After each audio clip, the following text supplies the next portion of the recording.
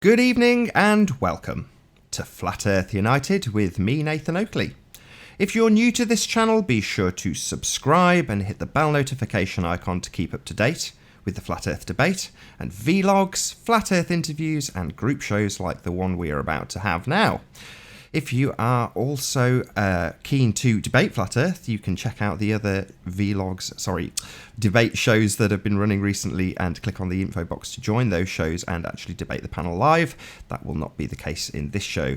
So this will be the behind the scenes, if you want to call it that, show where I will do some mild interaction with the chat and wait for our guests to arrive. So hopefully in a few moments I'll be joined at least by Martin Liedtke, Flat Earth British, who's already confirmed that he's had the link and such like, and then hopefully a couple of other guests will join us, and then we will start the main show, which is linked in the info box below. The show chats are moderated by me and by Google with their automated bot that eradicates foul language and other things that they don't approve of by Google, which I'm more than happy to let roll. But yes, if you do not like the chat in this particular live stream, feel free to click on the info box and go to the other live stream, which will run as soon as our guests are here. So with that, I will leave you in the good company of my Guess the Film slides.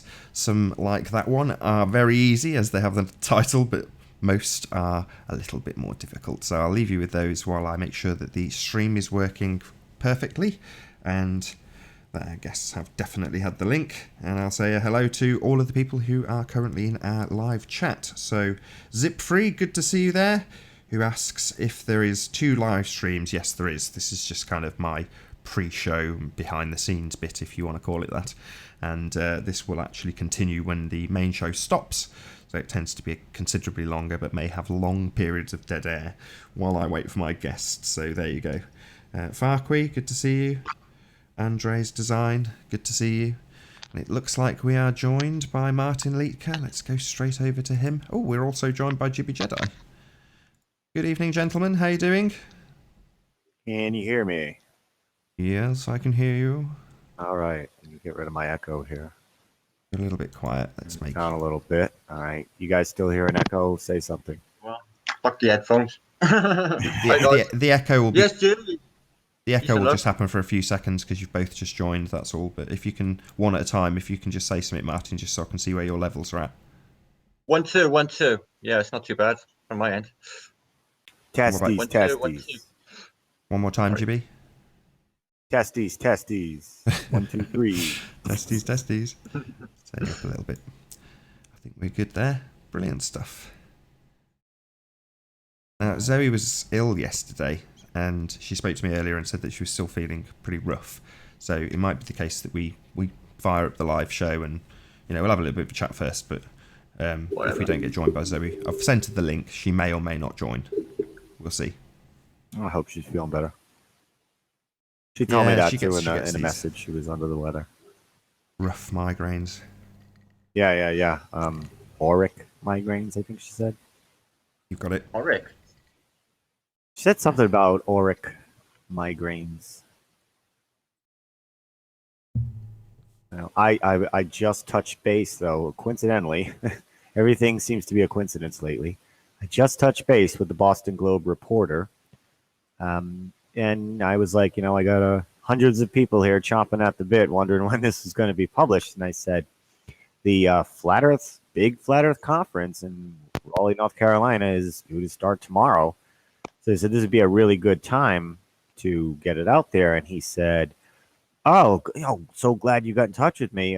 Coincidentally, it's due for the packet or whatever he said for this weekend, for this upcoming weekend. He says it's due to be edited tomorrow. And he says when these are edited, he's going to have, when there's edits made, a couple of new questions seem to pop up. So he wanted to know if I'd be around tomorrow and the day after to do any final polish ups. And I said, absolutely. So it's looking like it's due out, confirmed this weekend. It's going to be right after the conference. So you got the conference, you got the Boston Globe, which would be all over New England. It's going to be crazy. I'm probably going to get tied in with the CIA operative. Oh, look at that. But Jibby's articles come out the same time as the conference. It's just, you can't avoid these things, but No, you He's can't been avoid the writing it since tads. July, so this is going to be a big article. I don't know any others that are going to be this big, so it'd be interesting. Yeah, we were talking about it last night because we got to see, like, what would you call it, Martin? The arrival of these people. I've been absolutely spewing, Nathan. I just watched Kylie meeting Zulu. I was like, oh, I love these people. It was absolutely glorious. Candy cranked up. She was with Karen, I Spy NASA Lies. She was with Karen B and Zulu.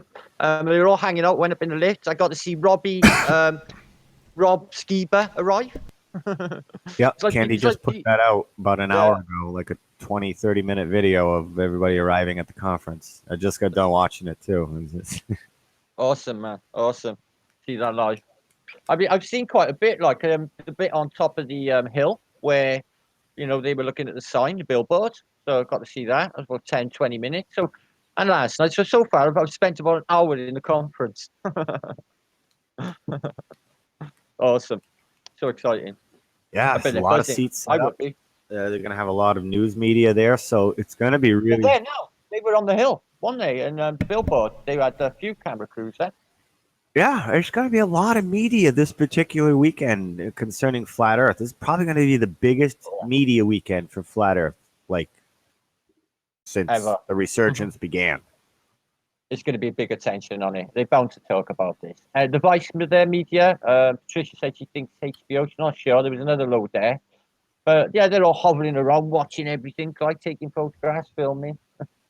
Right, and they're probably going to be wondering, okay, does our organization do hit pieces? Does our organization treat it neutral? Like the different media outlets will probably be wondering what kind of format to use to compete with their competitors, covering the same thing. So it's probably going to be a mishmash of reporting. Who can take it out of context the most?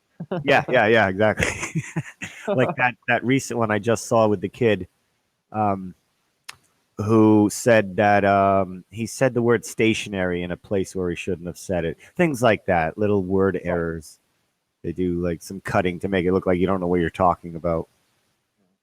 Oh, planes fly stationary, he said. Oh. I mean, he meant to say like level, but he said stationary. So they took that clip. Yeah, planes fly stationary, meaning like they're just sitting there. They will do that. They will do that and use Yeah, it. yeah. One mistake. Yeah. Yep, that's all it takes, and then they'll just scramble up the words, make you sound nutty. And they, of course, they threw in, vaccines, chemtrails, there's just. Boston Globe asked me the same thing, and I kept it that down to earth ones, like giants. And no, I'm kidding. No, it's fluoride. Did they lead you though? Did they lead you along the line of questioning, or were you allowed free reign?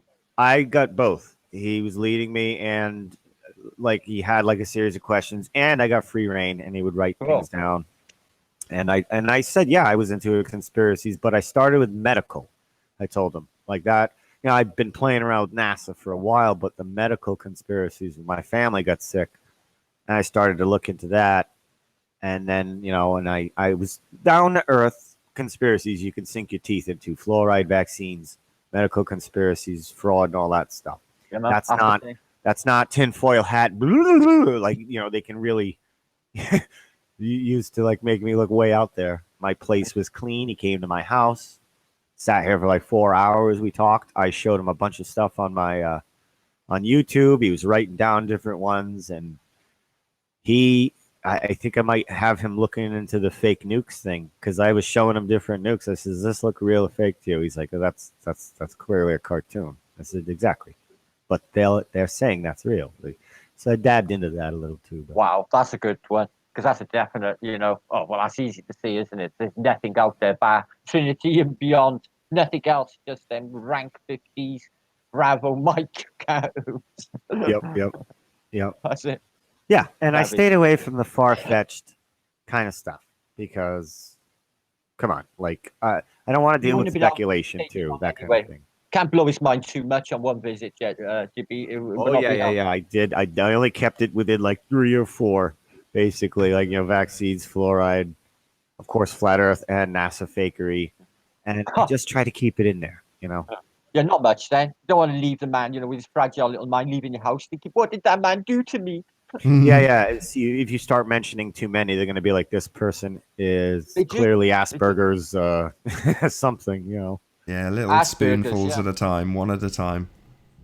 Can I just do some shout outs? So I've done a Yeah, couple man. already, I but mean, got Are Charlotte. we on Good to see you, Charlotte. Are we on air? Are we a We- backstage we air? are. Yeah, I should have really explained this, Jibby. Sorry. backstage. So we're going out on OBS to a limited audience. There's maybe a handful of people in the chat now, and then in maybe Right, 5 minutes' time, I'll start the main show on Google Plus, and then do a proper intro, introduce you and Martin. I'll say words to the effect of "Good evening, welcome to Flat Earth United." Joining me this evening is Jibby Jedi. Hello, Jibby, and Martin Liedtke. Hello, Martin. And we're going to talk about Flat Earth history, and then we'll go from there. I'll lead you in with what you talked about on your last show without doing too much of it now, so it's not done twice. And then again, Martin will no doubt join in with some of the stuff he's been talking about on his show, and then we'll go from there.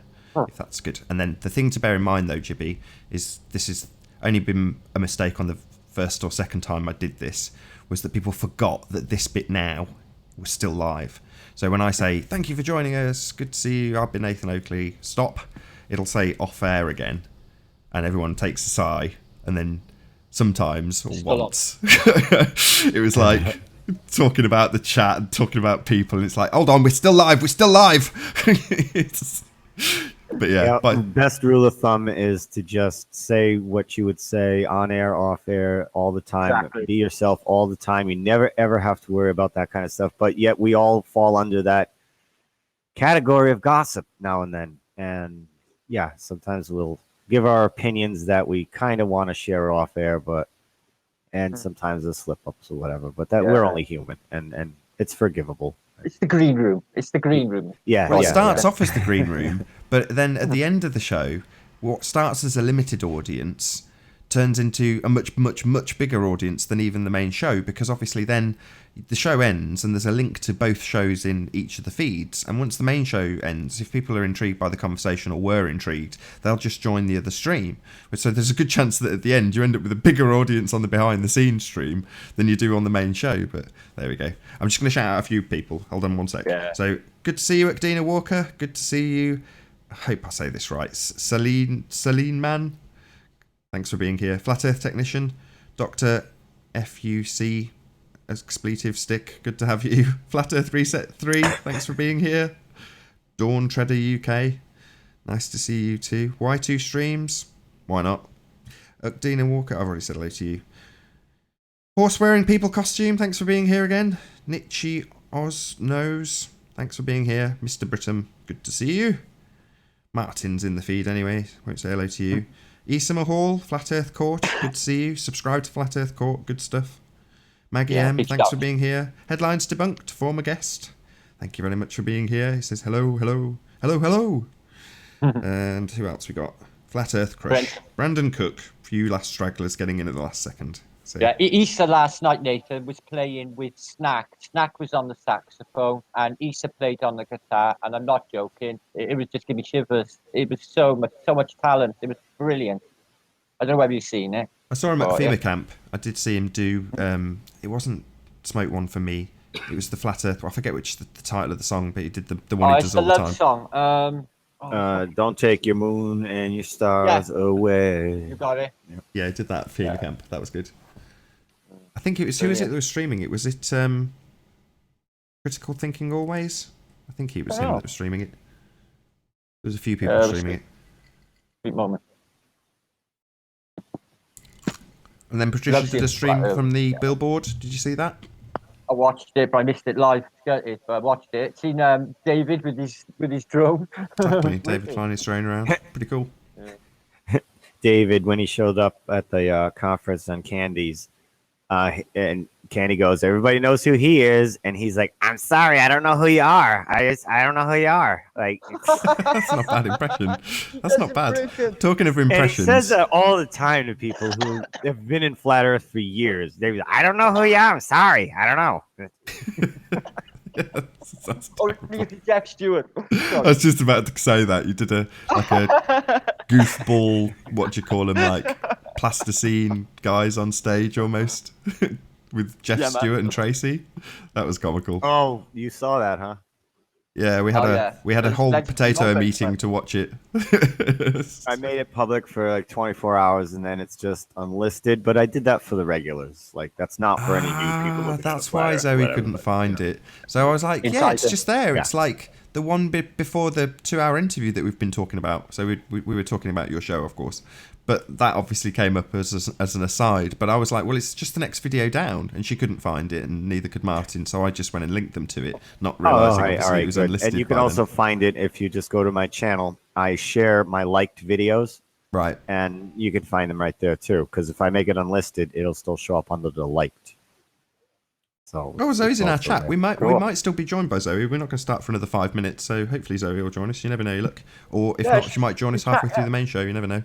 She's got the link anyway. So hopefully we'll see Zoe. Awesome. We shall see. Yeah, she was like me today, all excited watching them all go to the conference. I'm like feeling, oh, I want to go. I literally know everybody there. You couldn't believe it. Literally. Like, oh, man. Oh. I knew the names. I don't know all the faces, so I was learning some new Well, faces. Zulu and, yeah, a few faces I'd seen, like that Rich Hall guy. He's like a really big guy, he is. Who else did I see? I knew. Well, Rob. Mac was talking to, I don't know, I think Stephen Chess was there, Kylie. Loads were there. You know, awesome. Yeah, there's Right. documentary crew there too. I noticed, like, following them around. It hasn't even started yet, so we shouldn't miss much of it. Hopefully, people will be, well, everyone will be streaming. Candy did earlier. For sure. So. Well, they've got a proper professional stream, haven't they? That they'll be, with proper cameramen that's streaming the actual set and stuff. Webinar. Yeah, webinar. Nice. Yeah, it will be Looks very sick. nice. They got a brilliant projector thing and all that going, haven't they? And proper sound. The hotel Yeah, it looks very snazzy. professional and proper there for this conference. Very. Yeah, Patricia sent us Place some is photos of the really nice. outside and the inside because it's like an atrium style hotel. So you've got all these balconies going up, and it does look. Glass dome, Nathan. The glass dome.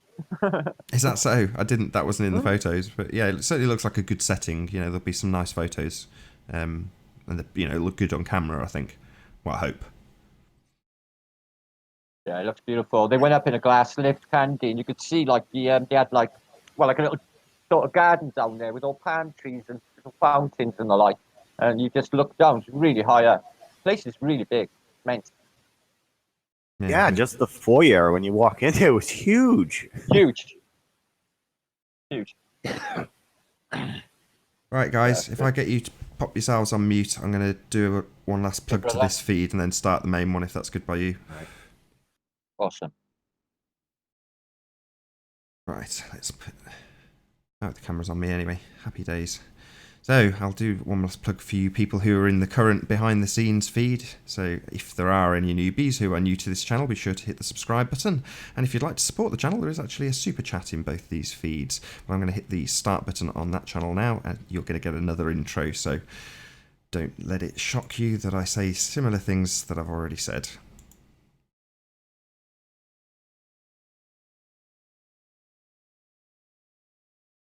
Good evening and welcome to Flat Earth United. Joining me this evening is Jibby Jedi and Martin Liedtke. How you doing, Jibby, first and foremost?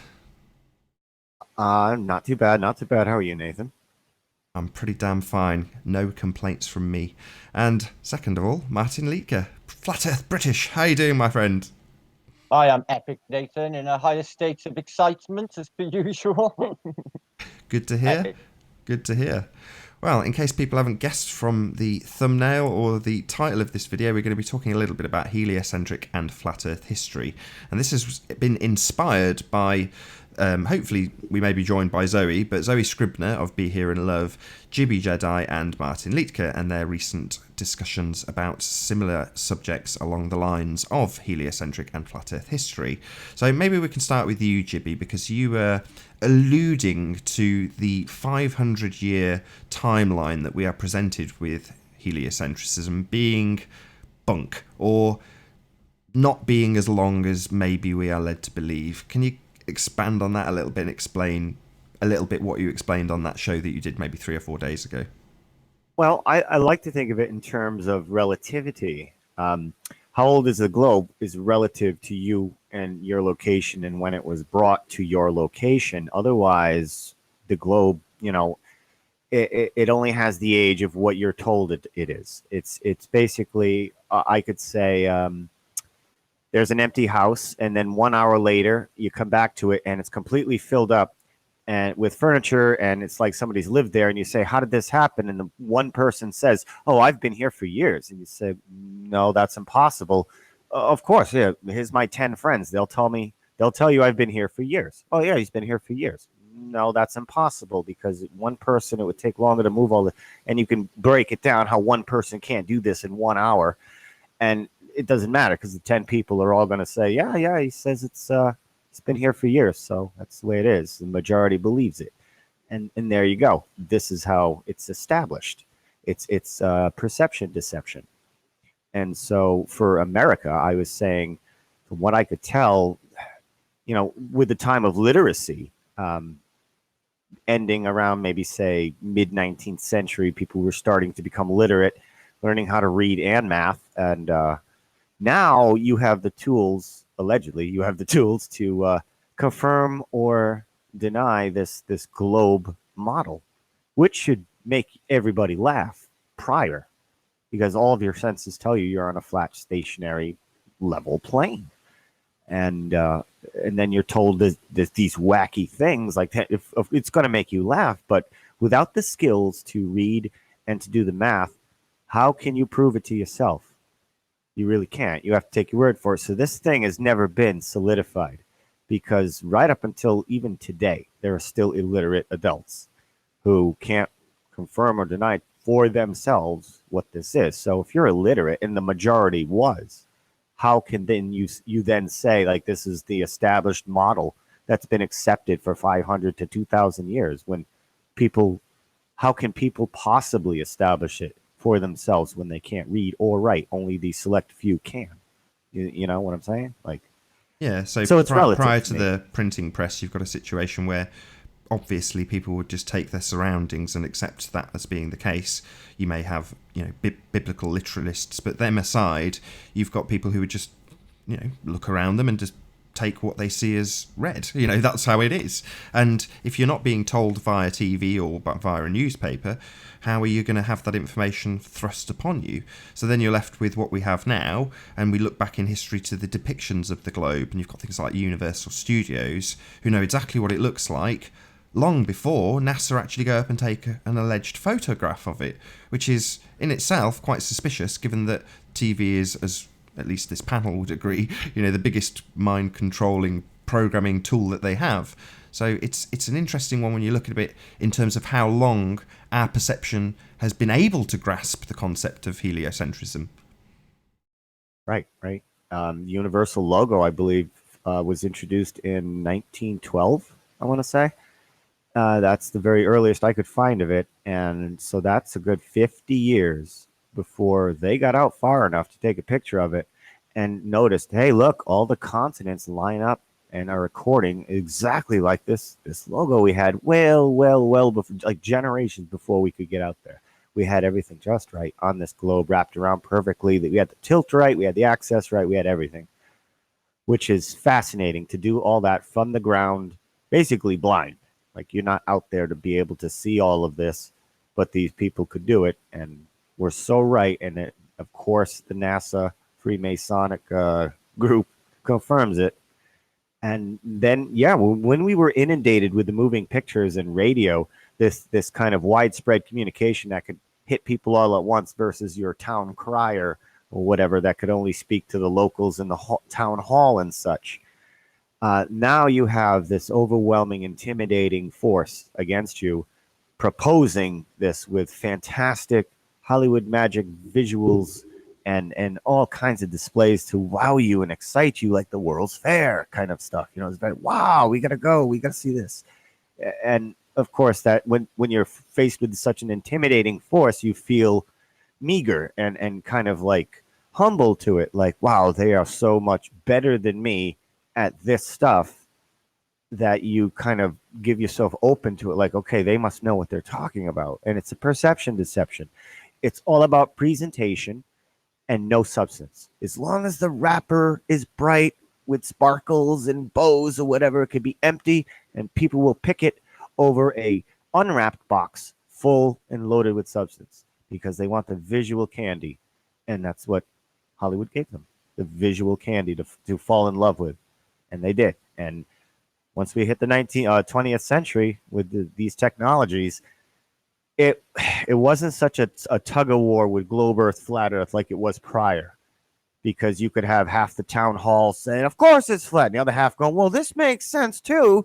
And this will go on forever until you have some kind of an overwhelming, dominant Trump force to just be louder than all of it, and in a way, nobody can say it's right or wrong except for them, because they're the only ones with the tools to show you all that. So, and this is how we got into this. And the 20th century was loaded with overwhelming technologies and displays and visuals and many, many distractions, including the world wars and all the conflicts and everything like that. And once the big media and moving pictures got out there, they get to focus your attention on anything they want to pull you away from the globe flat. It's like, what do you mean this globe? Oh, yeah, it's established already. But it's the first time I'm hearing about this globe. Well, just because you're just hearing about it now doesn't mean this hasn't been argued and established for thousands of years. Well, it's the first time I'm hearing it. Well, that's the facts. How do I know that's true? It doesn't matter, because most people will go with that. And that's what we're still facing today. Fast forward 100 years, maybe even 50 years, and you've got the image of Superman flying around the CGI globe, and they're getting you on a completely different level. They're getting you on a subliminal level, as well as, exactly as you've just described. They tell you it's a long established, potentially, maybe we'll get to this later, 2,000 years established. The fact that you haven't heard about it is irrelevant. But then you go to the theatre, and while you're being told that you're suspending disbelief about Superman flying around, he's flying around a globe, and that bit isn't, obviously, that's not a suspension of disbelief, that's standard accepted science. So therefore, you're accepting that part of the story while you suspend disbelief about Spider-Man or Superman or whoever else is flinging his way around the globe on that particular picture. So, yeah, they've got you every which way that you can possibly imagine. And this is why when asked if I'm to say, well, which has got the most evidence in its, not in its favour, but which has got the most evidence, it's definitely globe Earth, because every single way you look, there is quote unquote evidence for the globe Earth, for the spherical Earth. And that's not to say that evidence isn't nonsense, like Superman's flying his way around the heliocentric globe. Right. That would, for some people, count as evidence. It's an image that's implanted in their mind that tells them where they live and makes a justification for declaring that is so. And as time goes by, now you're dealing with a numbers game, because it's not just 100 pieces of evidence anymore. Now it's 1,000. Now it's 10,000, even though it's all fake. There's still 10,000. You have the globes, the toy globes, you have the pictures, you have all these different mediums of evidence, of proof of it. As time goes by, they'll just keep adding to it. So then people are dealing with a numbers game. It's like, well, I could probably debunk those 50 pieces of evidence. But now when you're faced with 10,000, it feels like, nah, see, it can't be fake if there's 10,000 pieces of evidence, And then that's a mind game. That's the perception deception. It's all about presentation. And they're just presenting nonsense. There's no substance to any of it. It never was.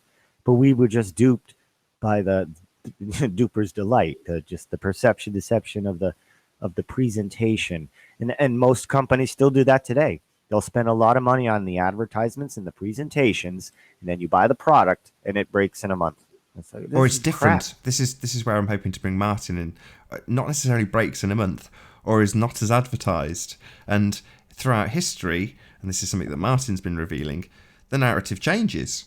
The history changes. The locations of items change. There's all sorts of things that they're not necessarily completely hidden, but they aren't made prevalent. They're not part of the narrative that these things have changed. Maybe you can fill in the gaps in that bit, Martin.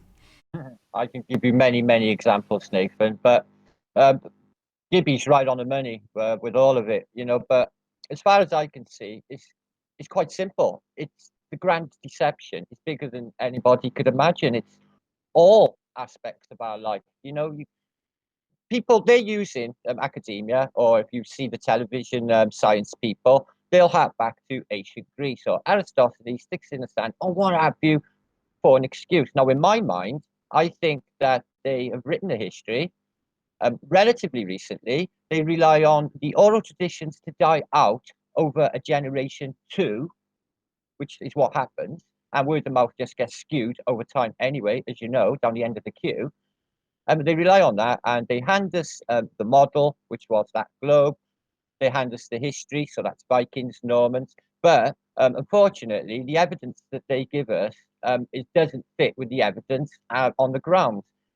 As far as I can see, we haven't been here very long. It doesn't seem to be very long. There seems to be a serious absence of people or ancient graves, so to speak. There should have been billions and billions and billions that have gone before us, and they're not there. But I got a mind-blowing discovery today. It made my heart pound in my chest when I found it. But I'll get to that a bit later. But you know, I'll give you an example. The old inhabited city on Earth, Damascus. They will tell you, you can go to that city and find way over 2,000 years of buildings inhabited there, right there today. Unfortunately, if you go on Google and look for a map of the place, 1400, they don't exist. 1500? No, not really. Any? No, no. Art? What about your art? You're bound to have Damascus in your art. Well, no, we haven't. 1400s? No. 1500s? So what's going on for the oldest city on Earth? Then move on to any city of your choice. Constantinople, I was on today. Any city, and you will find exactly the same thing. Their records run dry. Just choose a city, do this exercise for yourself, and you will find the records are not there. Anything is held by them. Okay, and they write the version of reality for us. They got all the schools, they got the think tanks, they got the first universities, Cambridge, Oxford universities, introduced later Ivy League ones to America. I can see clearly how it is done to get all the most intelligent kids in. The ones that are really clever, they will pick out use for themselves. And anyone who's clever enough to pick this apart, they'll probably snap up as well and use. And like Jibby said, they rely on people be fast asleep and not work this out, which most people out there generally actually don't even care in everyday life, or wouldn't really be able to dig it apart because it hasn't been explained to them. None of this was really explained in school. I had picked all this up myself outside the school, which is strange. And I would go there to bring this up, and they couldn't tell me about it, especially heliocentrism. But what about this? What about that? Never get an answer. It didn't do me very well in school, actually. For that, that was what I did wrong. Asked too many questions. They could not answer or would not go there. This happened a lot. But heliocentrism, as far as I can see, it's fitted exactly in with that great deception. Once you can break the history apart, then all of their bullshit falls apart, Nathan, because what can they have back to? Ancient Greece that has been handed to them. Have a dig into ancient Greece, try and find some sources if you can. No, man. No, man. Well, There's we're no in a position sources. where, I mean, I get this on the debates that I've been running, that you have an explanation for almost everything when it comes to heliocentric nonsense. And the unfortunate position you're left in is having to explain to a globehead that we're in the midst of a deception. You know, I would call it the biggest deception mankind has ever experienced. I mean, maybe I can phrase this as a question to Jibby. If it is the case that we have a shorter time frame for this deception than we are led to believe, in other words, the stories of Copernicus are just made up. Let's just say that for the sake of this argument. Would we actually ever be able to, A, prove that that's the case? And if it was, wouldn't that mean that there were still people potentially alive that are that are actually perpetrating this deception now? Yeah, we see people who like to be a part of the show even today with these false flags. One example would be the Florida nightclub shooting incident. Me personally, I came across probably at least 15 people that I know, and I probably talked to maybe 30 or 40 real life people on a kind of semi-weekly, monthly basis. So that's a good majority who have at least said that they or their friend knows somebody who was shot or killed at the Florida nightclub shooting, which, coinciding with everyone else's stories that I've been hearing, that seems to be the most popular group of people in the history of the world that everyone around the globe seems to know or have a relate. It's literally, what do they say? 7 degrees from Kevin Bacon kind of thing, whatever it is. Like, everybody seems to be somewhat related to it, and I think that might have occurred with this globe thing too, as it still seems to occur with anything attached to royalty. People are excited. Oh, I want to go see the royal wedding. Oh, I want to be a part of the royalty. They get caught up in the fantasy of it and want to be a part of the narrative. And yes, they could be like, oh well, yes, my I'm related to Copernicus. He was my great great great. And how are you going to verify that? Really, I could say, and I could get 50 people to come over if I pay them and say that my grandfather used to fly through the air, and they will all come and testify it. They'll show you drawings. They'll show you freshly made carvings, but they'll say that these are old, and all kinds of proofs that my grandfather used to fly through the air. And it's pretty much the same thing as far as provable, not provable, as this globe thing, and how old and how far it goes back. And back then, the only way you could get the information out across the world would be on foot or carrier pigeon or something like that. So how do you get this model to everywhere, to all the continents? How do you get everybody to agree, which they still don't? And Marlena, who was on our show there, of the Micmac tribe, she says, my people never believed in the globe and still don't. Like, they were, that's just one tribe. And that's in Canada. And there are some in America, and there are some in Mexico, and there are some all over the place who never bought into it. So you can't say it's worldwide accepted. Or when you're just saying that, you have to prove it, and you can't. But nobody's going to even try. They're just going to say it, and then others will say it, and others will say it, and then the TV will say it, and the radio will say it, and NPR will say it, and everybody will say it, and politicians will say it. Doesn't mean it's true, no matter how many times you say it. That's what we're facing. Well, you brought up something interesting, which Martin and I have seen firsthand, which is in terms of, you mentioned royalty, and the older graves are all royal, and they're all of deep historic importance. But the domestic, is domestic the right word? The humble graves are not. You can't even. Well, I'm stealing your thunder here, Martin. Maybe you can carry on.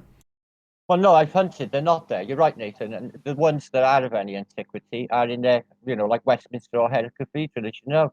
But it might be this bloodline. Like you say, and the perpetrators, they might well be alive, or their descendants, their close descendants. It could be that much of a deception in that closer time span, and nothing would go past. I wouldn't put anything past it at this stage. Something is drastically wrong. Why would they Photoshop Victorian photographs? Why are they skewing Dickensian era? Is beyond me. There's something really sinister in that alone. And the absence of dead people. You go to a local graveyard, you can't find nothing previous to 1600 in any graveyard. Put it down to poverty, not having enough money. It's rubbish. I went to the cathedral where the money was for my country, where any nobleman would have been buried. There was nothing until 1800s. What did they go back to in Hereford, Martin? Was it 1100 that we saw the earliest grave in Hereford Cathedral? Yeah. Apparently. Well, no, later, because the Mappermont date is 1190. So it would have been 13th century. There was literally a bishop, a bishop in there, who's actually in the John Speed map, which I've got down by there on the floor. But funny you mentioned the printing press. That's part of it. I researched that recently. Now, what do we go on? Official contemporary narratives, don't we? So that's the Caxton press, isn't it? So what proof we got for Caxton press? Well, you can actually go and visit it. Well, that's actually a bit of an alarm call for me. And the first print of it, well, no. So I think there's something going on with that. That might have been initiated at a completely different time, or just whenever they told us. And as for the maps, like you say, they were brought in by that cartographer, John Speed, who I've been researching for, Elizabeth I. She gave him literally a custom house. Said, go print maps and get them out to the masses. And these John Speed maps, first time 1507. Okay, just after apparently 1607. I'm very sorry, but just after Elizabeth I's father, apparently disillusionment of the abbeys and the Reformation of the Church, and the Enlightenment, all in this narrow time span. And when you dig into that narrow time span, you're trying to make sense of it. Like Jibby said about him digging up DNA. To prove the Plantagenet dynasty existed, aka Henry II of Agincourt or Richard III the Crookback, They literally dig him up out of a car park in Leicester and find a relation of his in America to say, oh yeah, there's a DNA match here, a relative in America. Richard III existed. Voila.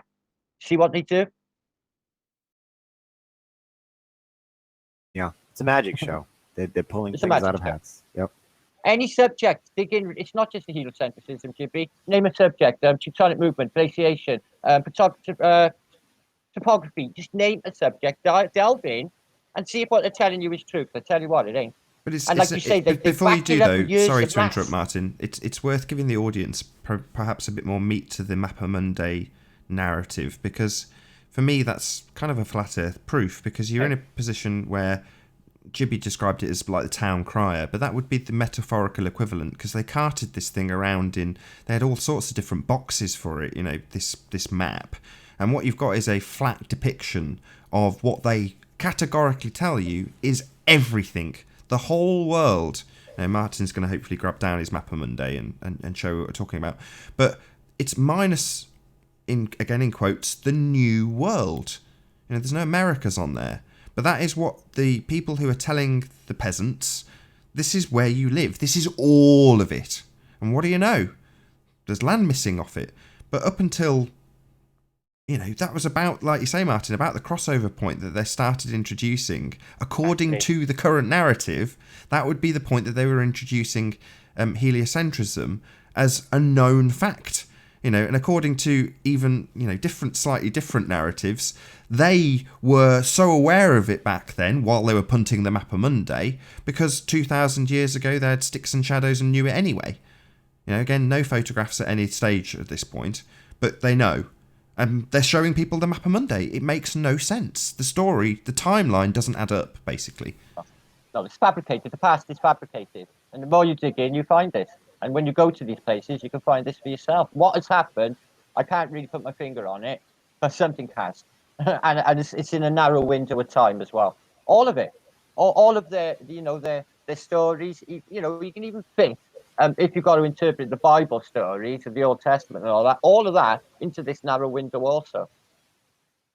All of it. All of this pre-flood civilization and the existence of the civilization before, they've been trying to eradicate. And it is there.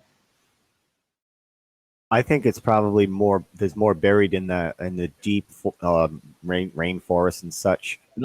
And what we have on display are rebar reconstructions of.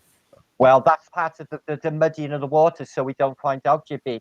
The megalith era, we did not snap our fingers one day and say, I know, we'll all over the plain at exactly the same period decide to move huge blocks of stone we can't possibly move and hew them with chisels made out of copper, apparently. Apparently mankind did this. Right, we didn't. The megalithic era is a con. Hew the waters to add longevity to this timeline. Just think of that demonic death, Dawkins, with his selfish gene. This is how he explains it.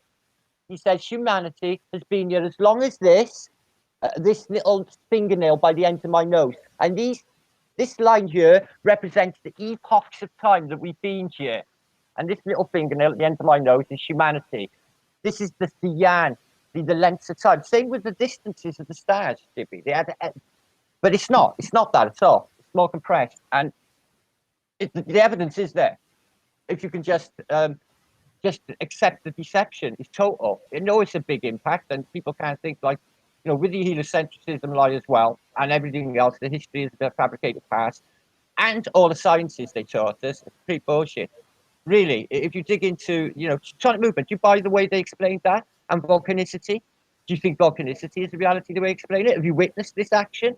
What about glaciation? Have you witnessed that influx? There's a lot when you dig into it, you find there's an absence of, an absence of the proof. So, I don't know, with glaciers, Martin, I've seen plenty of time lapses. Are you saying the time lapses? So have I. You're But saying what they're I'm trying fake? to say is you will see them in flux. You will see what they will say is a valley left in Wales is a glacial valley that deposited stones like sandpaper across the landscape.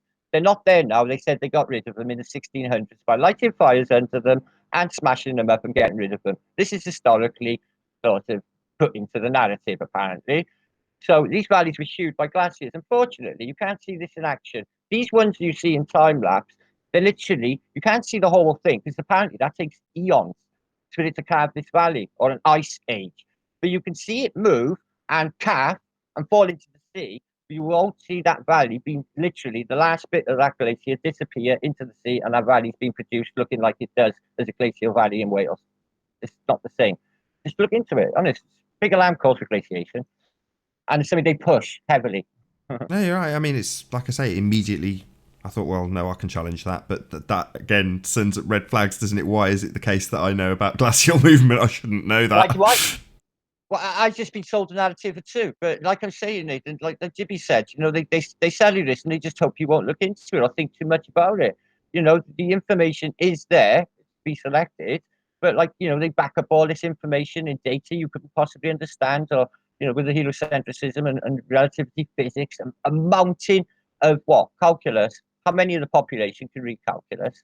Not many. So we're boned for verifying this what they give us, aren't we? So, and it's the same with all of it in the past as well. I don't buy that one bit. Sounds like it all came out of a handbook to me. Have you ever played those role playing games where you can pick the time period to experience? Like I have a couple of say pirate games. Only in where here with time traveling fantasies. well, I kind of have the metaphor. It feels like we all chose this virtual reality that started in the 1500 and it goes to say 2100. Would you like to play Earth, the Enlightenment to the New Age? Wow. And boom, we're here. So everything prior to 1500 is the fabricated, and we're just working along here. It is almost kind of like that because you just start and it's like, well, I don't remember anything prior to this. Where is it? It is spooky though, Jibby. It is actually spooky. I'm not just being chucking it out there. I've really, really dug in for years. And I've worked on this stuff. I've worked with stonemasonry, archaeology, on the buildings. And I've got a feel for this stuff. I've seen a lot of this stuff on the ground. Always had questions with the timeline. I've brought it up since the beginning of the Flat Earthers. Something's wrong with the timeline. But when in the last, with this clear vision that I've managed to develop, with being a flat earther, I've managed to be able to absorb incredible amounts of information. I found a key. And when you dig in, you find the past is not there. It's very sketchy. Further back, even they want bits of the past. Even they want it. If something shows up 1600, they want it. It's a very 1984 concept, though, isn't it? He who controls the past controls the future, basically. 100%, Nathan. Bang on. Yeah. And I brought up how most people's personal family histories only seem to really go back at best to say the 1600s. At least everyone I've spoken to, regular folk, they've dug into their family histories as best they could. And mine only goes back to maybe 1712. What's that there? I want to show you this, Jibby. You're going to like this, pretty good brother, going. and I know you will. I know you really like this. Okay, all of you might, because you're an American. And I know you like your music, okay? That's my grandfather, okay? With the jazz legend. Do you recognize him?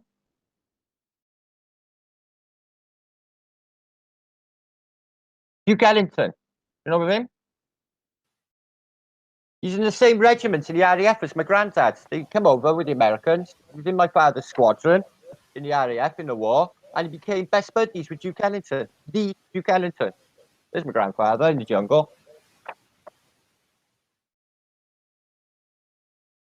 I got loads of war photos. Stuff blown up. There's a squadron, 622 squadron, grandfather squadron. There's a Spitfire. Pretty nifty, isn't it? Yeah, making Halloweens for look at the guy's head with his pumpkin, right? They're making Halloween pumpkins. Apparently in North Africa, in the Battle of El Alamein, right?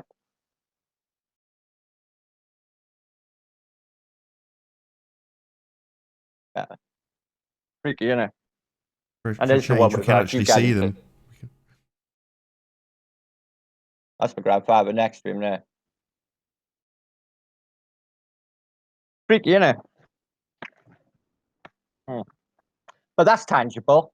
Go further back. I was going to say to Jibby, going back to the 1700s, That's pretty good to go back that far with your family timeline. That's amazing, in fact. It took a lot of time, and we only recently just got to the maximum distant past, probably within the last 2 years. My cousin went to the Azores to had to dig this up because that's where my family's from, is What? the Azores. No way. Mid-Atlantic, the Azores. Yep, yep. San Miguel is where my grandfather's from. So we went there and we found his sister that he never knew because they were separated and he was sent to America. She stayed there. Found her family and went into her records, and it's all in Portuguese, which we were, some of us speak it, I don't. So I had a hard time going through all that paperwork, and I just went through it maybe 2 months ago. So yeah, we go back to about 1712 or so. That's the furthest back our records go. So I wondered, like, maybe this phenomenon that seems to be occurring with everyone's personal family history, not going back thousands and thousands of years like the royals or even some tribes, could we have all been maybe burned out of where we were established by the governments over time and lost all those records? I'm thinking maybe that's a possibility too. Things would have been flammable, or if you have to pick up and run, you're not grabbing a bunch of stone tablets and running with them or whatever, But this was the kind of thing, at least in America, where the pioneers would settle. Here comes the government. Nope, you guys have to move. We've been here for generations. Too bad, you have to move. Yep, that's it. If you don't move, they burn you out. And the same thing befalled the American pioneers, befalled the Indians, except they were, of course, the Native Americans. I have to get out of that habit. Yeah. But yeah, they chased everybody away. The government, as they manifest destiny all the way across, is kick you out. We own this, we own that, burn you down, burn it out, and then your records are burned. And They do it. yeah, but there should be still more personal records going back 1,000, 2,000 years or more. There should be somewhere. They should be somewhere. Yeah, I was going to say there's no lineage. The lineage ends. Even this is what's suspicious to me. The SS used to use a program to choose their people, right? But they only chose the records back to 1742 or somewhere in that region. No further back to find out if they had any Jewish heritage. Don't you find that a bit of an alarm clock? Why not a generation back? Isn't a generation back there? Really weird. That was. I don't have an answer to that, but I do have a question which revolves around some of the maths or the extrapolations that I've seen going backwards, where they work the numbers back, and it seems like we'd get back to just a couple of people in a much shorter space of time. I mean, that's kind of spurious, because I don't necessarily buy the current figures that they give us for population. Part of it. Look, when they switched that right on the advent of the 1600s, when we had a tsunami hit Wales, when this John Speed map were introduced to Britain, right? They they introduced the Julian calendar into Gregorian. But did you know the Freemasons and the royal family, they're still on Juliana, which is why the Queen has an unofficial birthday, which is the Juliana calendar birthday, and a Gregorian calendar birthday, which is her normal birthday. So that's why she has two. So it's not really hard. You got to do this fucking extrapolation thing with the dates, Nathan. When you're trying to work things out, it drives you nuts, because some things are put down in Juliana, and that chucks everything out again. And then he's done a later resets with the death. This is official ones, the railway time system in the 1850s. Met the correct time, exactly the same time across the UK. Before then, they never. And then later on, GMT, Greenwich Mean Time, set the meridian for the whole of this heliocentric model. It all couples in straight to that and the history. Once it all falls into place, this shit went down. Okay, you just do. Well, this is a grand deception.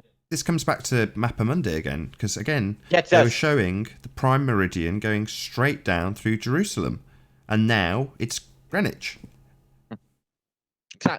Exactly. I think it shifted more than that. It may have been I think it may have been a Cairo at some stage, but that's a very unusual Jerusalem in the center there, because this map is from 1290. Yet in the center of there is Jerusalem. What you're seeing is a very intricate, hyper modern star fort system, or whatever it is. It looks like it's actually alien or something. It doesn't belong in that time period on that map. It really, really, really doesn't. Something is very wrong with that map. It really is. Especially these creatures like the wallabies with a face on their chest. These cryptoids that are all over the map. Did they exist only 500 years ago? I think we might have heard about them. But the map of Monday is, I think we were meant to go and see that, Nathan. There's a lot of answers. It's not just America that's not on there. It's Australasia as well, and the Pacific. It's just Asia and Africa and Europe. Half the world is missing. They present that. So why are people presuming what they present now is what all is there? Like you said, Nathan, the Google Earth ball is like CGI pixels on a screen. Why are we just saying that as sanctum and that's the end of it? Not to me. The maths is complex. I give them that. But they got computers to work it all out. Can you let go of your They mic? just present it. Can you just let it go? Because I think it's set to be at the right distance, and you're getting what are called plosives, where you over it could pop. I know. Pop. Boom, boom. Yeah, I know. So, off my screen. Yeah, just let it go. It's perfect when you've just got it dangling. Yeah, sorry to break your flow. No, you're right. No, you're right. But like you said, they just present that. So why do people presume that's all there? They're presenting that now. I think this deception I've witnessed with my own eyes. You know, like I had in that museum. You look too deeply, you know, you're going to get threatened with the police. It's absolutely crazy. You know, can I just say, just a little tiny segue? I witnessed something outside today, and I filmed it. I put it on my channel, and I took it off in about 20 views because I wasn't sure if I could actually put it on my channel or not. It was armed police all outside my house by you with machine guns, and outside by you with machine guns. I got it all on film and all on like camera because this guy who's been pissing me off basically, he got stabbed to pieces outside the shop by there. So I had it all on film. I come back. I thought, well, oh, this is so exciting. It's like being in the Bronx. I think I'll put it on my blog. But then I thought, hang on, what's the legality of that? Do I have to ask permission? I don't think so, but we're way off topic. They might confiscate your footage. They could confiscate your footage as evidence. That's what I thought. Thank you, Jibby. Well, it's gone anyway. Got it. Got rid of it. Thanks. Answered that. But yeah, this grand deception is biblical. Biblical. I can't even believe it half the time. But if I dig in every day on this same sort of code or this system that I got, I will get the same result. And it's a serious absence for the past. And I had it again today. My heart was pounding in my chest. I thought, oh my God. I got to put it down. It was really spooky. And it's not like being ignorant and missing something. It's not there. It's just not there. There's a wall, a white wall you can't pass. And they put it there. There's nothing beyond it. What has happened, I can't imagine. Really the other thing I noticed on some of your videos, and we discussed this the other night, Martin, was you were often putting up pictures and you were kind of describing them as though they were photographs. And I said, I don't know if it was in your live stream, but I said, well, these are just sketches.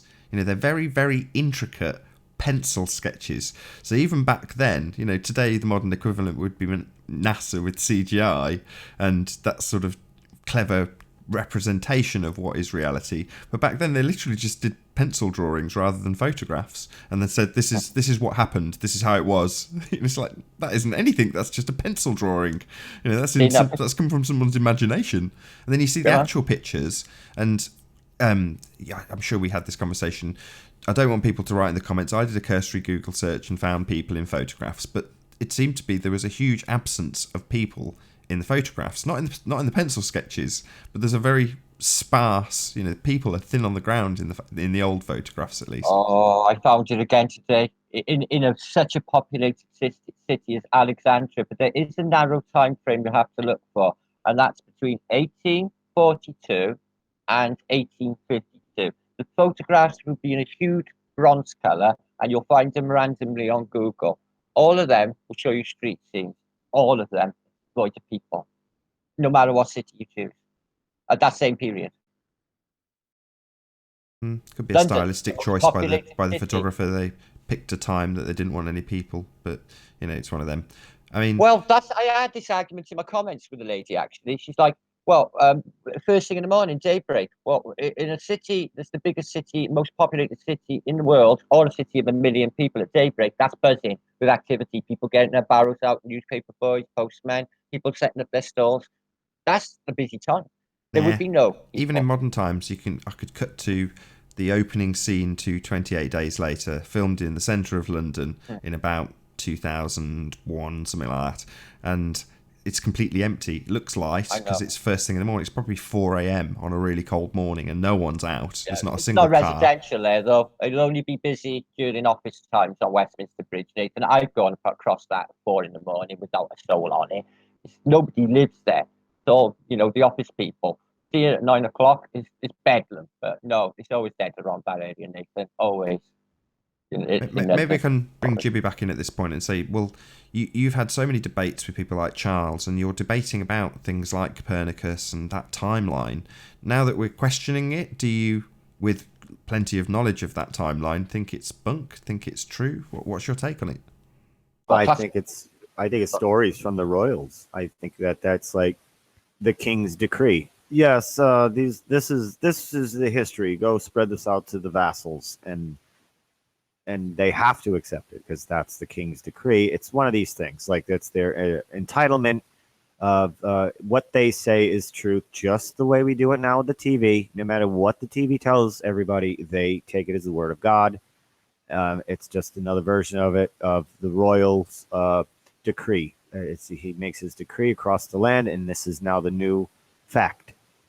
It's just it's that. And I don't, in Flat Earth, I never bring up past experiments, Michelson Morley or things like that, because I can't verify those things really happen one way or the other. I'm only working with what I can put hands on and show people what they can put hands on for themselves. But otherwise, we're just hearsay. It's, oh yeah, hear about these guys 200 years ago. Their experiment proved it's flat. Well, I don't know. Just the way I don't know that their experiments proved it was a ball. Anything like that, I cannot use. Like, I never use the Bible to prove any, because you can't. I want to prove. It is useful, I don't though, want to Jibby, to prove is that they were debating it. They were debating it forever. It's never stopped being debated, and that we can prove with some of the historic documents. 100 years ago, they definitely didn't accept it universally. Nobody has ever accepted the globe universally. No, there were towns in the 20th century. There were entire towns that put the sign up as soon as you entered the town, like, no one in this town will ever call, this place a globe, or, like, the entire town was dedicated to not accepting the flat earth. And there were many religious communities, as these representatives would come in with the new information and the new books for the schools. They would always met with opposition, saying, like, no, this flies in the face of everything we've known for a very long time. Well, nope, this is the way it is now. More important people with more money and resources have determined this. So now you're faced with that intimidation. You ever seen that clip of Bonanza, Jibby, when the school teacher's telling them about the heliocentric model, and the clergyman comes over and goes, "Don't listen to her." Yeah, don't listen to him. Little House on the Prairie, isn't it? That's a great clip. Yeah, Little House on the Prairie, and she's explaining. She's explaining, contrary to the townsfolk's crazy notion that the Earth is flat, that the Earth is a globe. Is that right? So she's coming along with the controversial globe theory? Yep. Exactly that. Yep. So you touched on this too, Nathan. I'm not sure your take on it. What is your belief on the accuracy of the world population numbers? Well, it's a nonsense to be able to, to guess what it is. It's ludicrous. It can't. How can you guess be accurate. India? How can you guess out in India somewhere? Yep. I just got my second one in the past probably 5 or 6 years for me to, and of course, once again, I was chosen for the advanced survey where I got to tell them, what my rectal temperature is and everything, and that's like twice in a decade.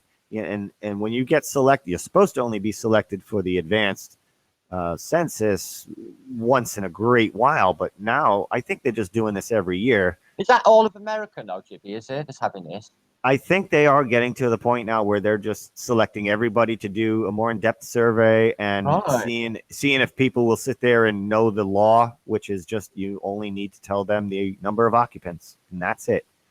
But they have all these series of questions: income, race, all that stuff. Oh, I imagine. And I think it's a bluff to get people to go, well, they say I have to do this, so I will. Most people are ignorant. They don't know what the law is, legal, lawful, all this stuff. So this will dupe many people who just don't want hassles. And this is how America operates. It's all about just pay it so you don't feel the hassle. Go to court for the traffic thing. Go to the, oh, I'm just going to pay the tax. Oh, I'm not going to go for an abatement because it's too much trouble. I'm just going to pay. And they have this, and then they just keep upping it and upping it and upping it. And it's just heavier and heavier and heavier. And you just, oh, whatever you say. And it takes the fight out of you, because you have to fight every single piece of mail that comes to you to fight for your basic rights. You have to fight now. They'll make a mistake on your utility bill to see if you notice. Then you got to sit there on the phone for hours and fight, and then it gets corrected and normalized. You have to fight for normal. You have to fight for fair. I've been doing this. I think with the years, census, though, fighting there for is a byproduct of it being legitimized, because we're talking about something that does make up our history.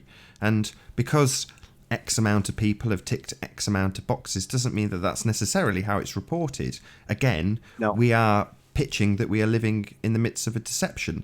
So if you have people that feel that it's absolutely compulsory and really necessary and really important, when you have figures that are derived from the census, people feel that they are legitimate. Therefore, it lends credence to any history that is gauged with that particular use, that particular documentation. And each thing, each agency that's reporting on the census, I'm assuming they just send their numbers to a central location and then they count them all up. So they don't know each other's count. See what I'm saying? So you get the count at the end, and then you can just add or subtract a zero, whatever they want to do to make it. They're deceiving one way or the other. I think the world population is much lower than what they say. I think you need to take a digit off, and then you'll be more accurate. And I always cite the Georgia Guidestones from 1980. They were erected in 1980, and everybody talks about, oh, look at the number on it and keep the population under 500 million. That means they're going to kill a bunch of us. If you go back to 1980 and look at the world population, it was stated as 4.5 billion. Take a digit off, that's 450 million. Now the Georgia Guidestones make sense. Yes. See what I'm saying? The So longevity. currently, I think what they is it, do this long 7 count in billion math. currently. They say it's And, 7 billion. So you're saying you think it's 700 million currently? I think they're saying it's much larger than what it is, and that coincides with, oh, there's too many people, we got to cut you guys down. Oh yeah, it's too many of you. Oh, the resources, you're taking all the resources. It's more of that deception, like there's so many of us. But why would the Georgia Guidestones say what they said? I was just with about the to ask you numbers that. reported? Like I was you just said. about to ask you that question, Jimmy. How does the Georgia Guidestones fit into all of this? Well, I think that's a good count for the accurate count of the population, as they may have been playing the billiard trick, where a milliard is a billion, a billiard is a trillion, that kind of game. And they might have been doing the in Latin, type of thing where, oh no, you misinterpreted that number. See, this is the milliard scale, and it's long count math, and they do the same thing with unemployment numbers. We never get the accurate number. So why would we assume the population's an accurate number when they have never given us an accurate number of anything? Even the year is not accurate. Nothing's accurate. The distance from here to the sun's not accurate. Nothing is accurate. Yeah, man. So world population likely not accurate. Georgia Guidestones, though, pretty benevolent when you read through past the first one that people assume is culling 90% of the population. The rest of them seem pretty benevolent. So why assume that the first one's not as well? If the population was 450 million at the time, there is no culling. That still leaves room for 500,000 people or whatever. I think my math's wrong there. You know what I'm saying? Like it leaves room for more growth. Doesn't make anybody feel claustrophobic. And I don't know. That's my interpretation. There's others out there too. But No, I agree with you, Jibby. I think there's definitely less people. Look, they say there's 1 billion more people on the plane than there was in 1999. The jumps have been too expansive since the 1800s. I agree with you, Jibby. They have fiddled it along the way, and there's not as many people. They're too concentrated in cities, and the countryside is empty. Yep. And these vast areas, and I suppose you've flown across America. I have flown to California. I've flown south. I've flown north. So I've covered the U.S. and it is a good 95% green. It's green. There's lots of room. There's loads of room. Exactly. Yeah, I can concur. Whenever I flew, Barely. the land is sparse of people. You know, there's very little populated areas when you're flying over vast expanses of land. You know, you fly over Europe and you think it's all going to be farmland, and it's not. You know, vast swathes of it is unpopulated. Right, Yeah. but they want to control. They want to get their arms around, their herd. No, they don't want to get them too far spread and too settled and this, that. And plus, you don't want them discovering or stumbling upon things that might reveal a new truth or an old truth. You know what I'm saying? They always got to keep a scare tactic at play. Like, I always thought the Georgia Guidestones might be, a dialectic to sort of unnerve population to think they might be cold somewhere along the line. They use, like, remember the ozone layer? And then it miraculously fixed it. Chicken lick in the skies falling in. And then it moved on to some greenhouse gases, okay, CSEs. Then they sort of fixed that miraculously. Then they moved on to now climate change. They keep got to have this chicken licking thing and they keep developing it and they just dump it, move on with the next without even telling you how they fixed the last. Remember the ozone hole? Let's just forget that Big Brother style, shall we? 1984, like it never existed. Well, the heliocentric system is before the ozone hole. It was acid rain we were supposed to worry about. Oh yeah, acid rain. There's the other one before it. Exactly. Now you're following the pattern. You see what they do? I was going to say that the heliocentric system is very conducive to fear-based mind control, and that the Bernaysian way of controlling people and programming their minds is a very recent thing.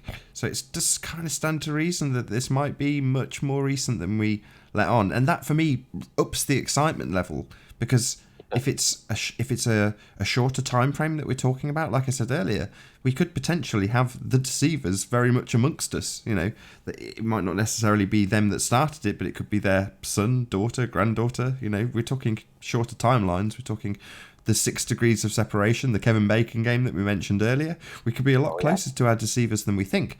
And if that's the case, if it's not as system based as I have currently sort of alluded to, my belief being that it's just long established and in the systems and the education system, and that's why it's perpetuating itself.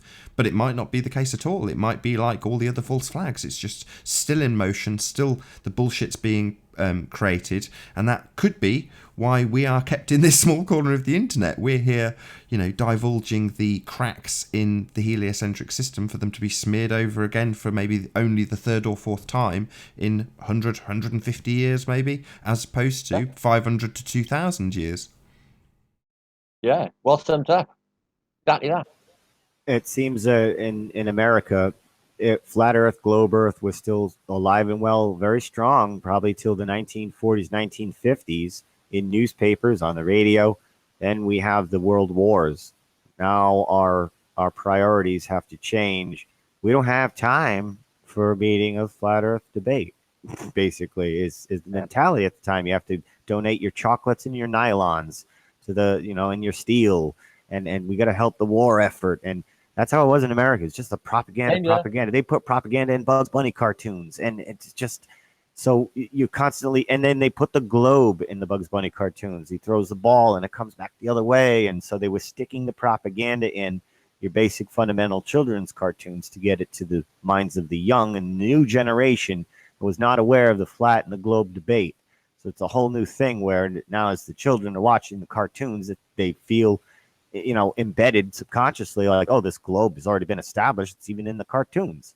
Like it's just the way it is. It's worse. So it's in the nursery rhymes. That generation, it's absurd to argue about it at that point. But you'll have the older generation, the World War I generation. It's all crap. It's nonsense. Hollywood. It's nonsense. And we thought those old birds were crazy. we often on these videos will joke about having the globe from cradle to death. And normally it's the example of the mobile with all the planets on it. But my kid listens to nursery rhymes, and the current raft of nursery rhymes have been adapted with heliocentrism. So you've got 3 blind mice, And instead of having their tails cut off with a carving knife, they're flying off to the moon in a space rocket. And I'm singing along to this nursery rhyme, 3 blind mice, and suddenly the lyrics change and it's going to the moon. I'm like, what? Wow. Embedding in literally my, what is she now, 15-month-old child, the notion that going to the moon, it being a physical object and being able to travel to it and it being away from the spherical Earth is embedded before she can even speak. Just phenomenal. Wow. Yeah, because the spheres and the stars are solid objects in the cradle, in the crib, going around and around, and they play with it, and it's a ball. It's a sphere. These planets, and they love selling you the stickers and the little things for it, and very heliocentric things for your child, for your baby, in the crib. So it's already embedded the imagery. Yeah. Yep. And like Marlena, the native Canadian, was saying, children can communicate with you at 2-3 months old through sign language. So they're taking lots of data, and they can't speak yet. But if you make the hand gestures, yes, you can communicate with your 3-month-old. So they are intaking all of it, all the imagery on these tablets and everything, which is that's a whole other conversation. But all of the imagery they're taking in. So to tell them none of that was true, it just rivals every single fiber of their being and will produce that anger reaction. It's like, oh, what? Which is what we experience all the time here. They do. People have seen it as a crime in the past, though, because I read that Shenton book. I actually done a little bit on my channel. He just focuses on the education system in about 1907, and he said it's just fraught with deception. They're just teaching the kids utter lies. And is it a crime? He's like literally think this is a criminal act at that stage. But I don't know that I will book fared in that day and age, but still around now. Good little read. He's a flattist. They were called flattists back then. It's always a name and a label. You have to demean them. Yeah. Exactly. I mean, I did mention this earlier. I don't know how much we touched on it, but I know David Weiss released a video where there was a billboard, coincidentally, as we've had the billboard out in Raleigh today, but literally a anti-globe Earth billboard back in the 1900s. Did either of you two see that? Yeah, man, I seen it. I got to actually pictures of it. Yeah, it's to do with Blunt. There was like literally on the streets in New York with globes on sticks, and they were like, "This is fake," and they were just flat Earth banners as well. It was absolutely epic. And one in the streets up on the building in New York as well. This was in about 1912 or something like that, just before the First World War. Incredible to be doing it. That was back at a time where all of our voices were equal, pretty much. And then now you have the radio and the television establishment and the moving pictures, which were owned by them. That's the loudest, most prevalent, widespread voice now that will trump all those speaking of flat Earth, the truth. And that's what took over in the 20th century, was that loud, powerful, dominant voice. It's the globe, and here's the imagery constantly everywhere. And that's really what turned the tides towards the globe. So they've only really had, I would say, like advantage globe, maybe 60, 70 years. That's it. And we're starting right now, after 60 or 70 years, which is pretty much almost the whole time of NASA, waking up out of this dream, this fantasy, illusionary reality. Yeah. Try and dig into go into Victorian, maybe early as you can, to see how, like the way that it's high-end brainwashing with the globe programming.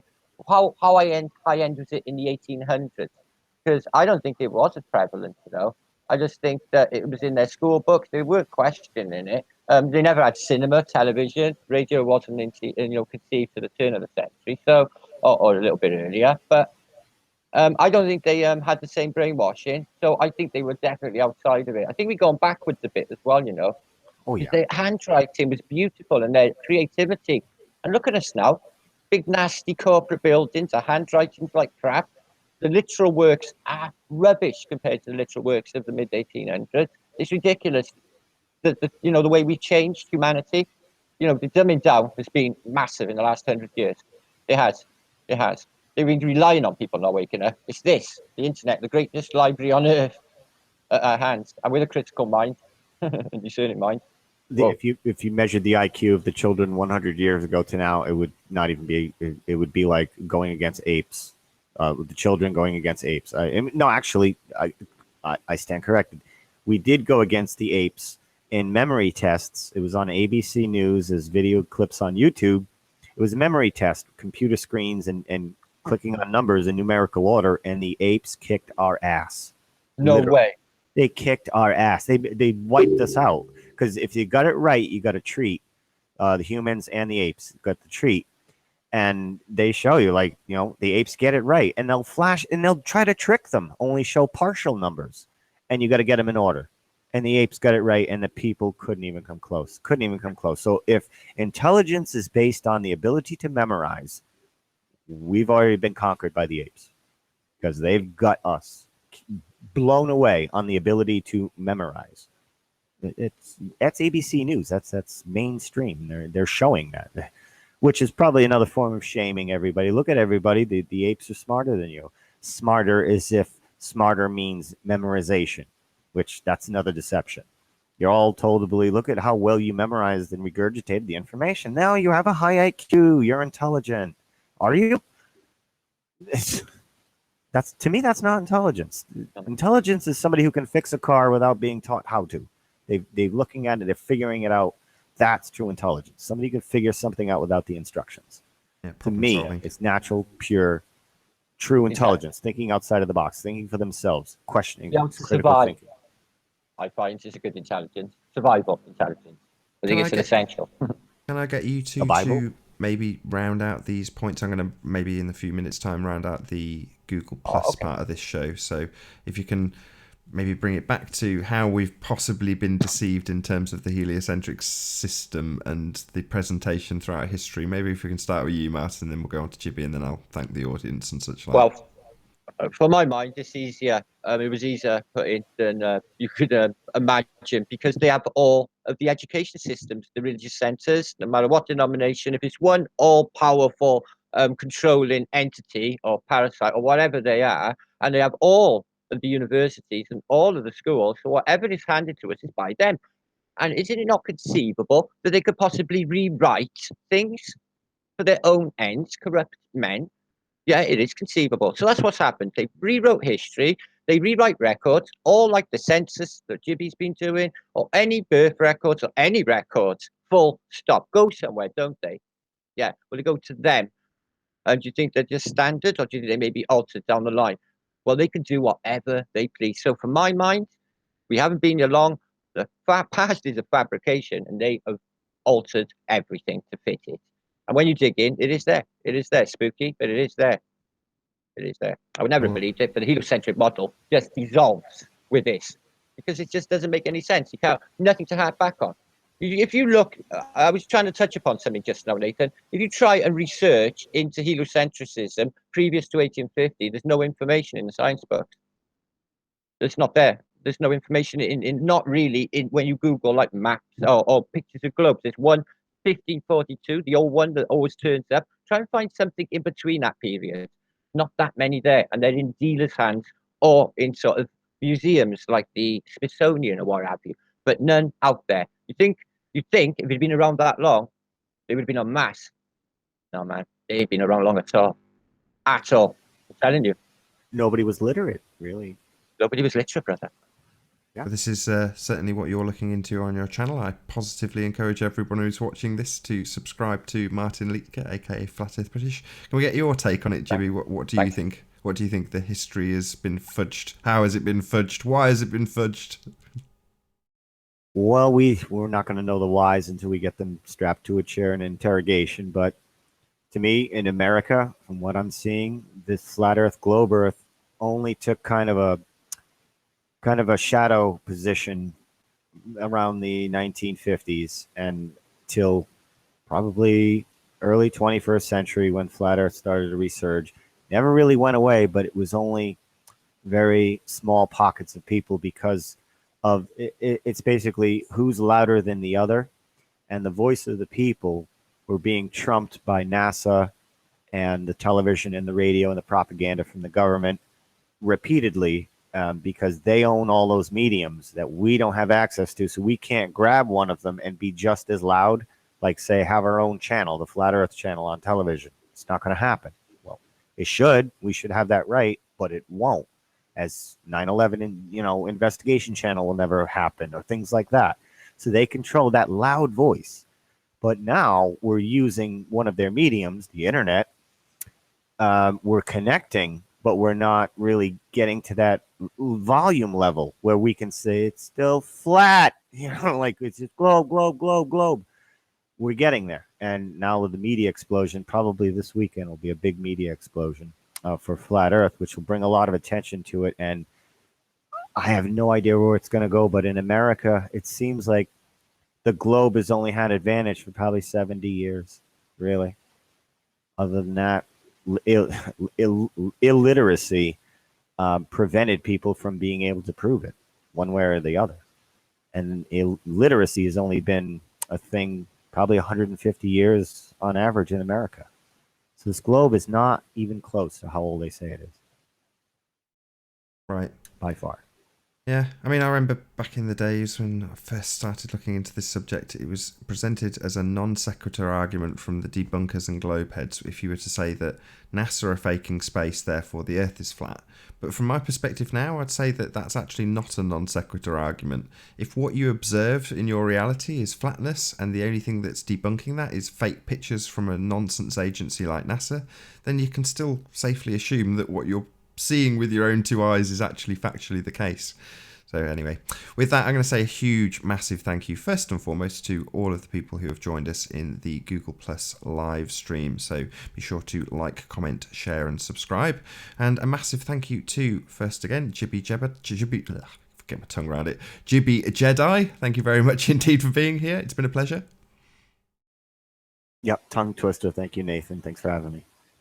And also Martin Liedtke, it's been a real pleasure having you here. Hopefully you can both hang around a little bit afterwards for the after show in the OBS stream. But it's been a pleasure having you here, Martin. Oh, yeah, it's always a pleasure. Thank you, Nathan. It's been awesome. Good stuff. Once again, if you are new to this channel, be sure to subscribe and hit the bell notification icon to keep up to date with the Flat Earth debate, the Flat Earth video logs, and the Flat Earth group shows and interviews. I've been Nathan Oakley. I will see you all in the next video.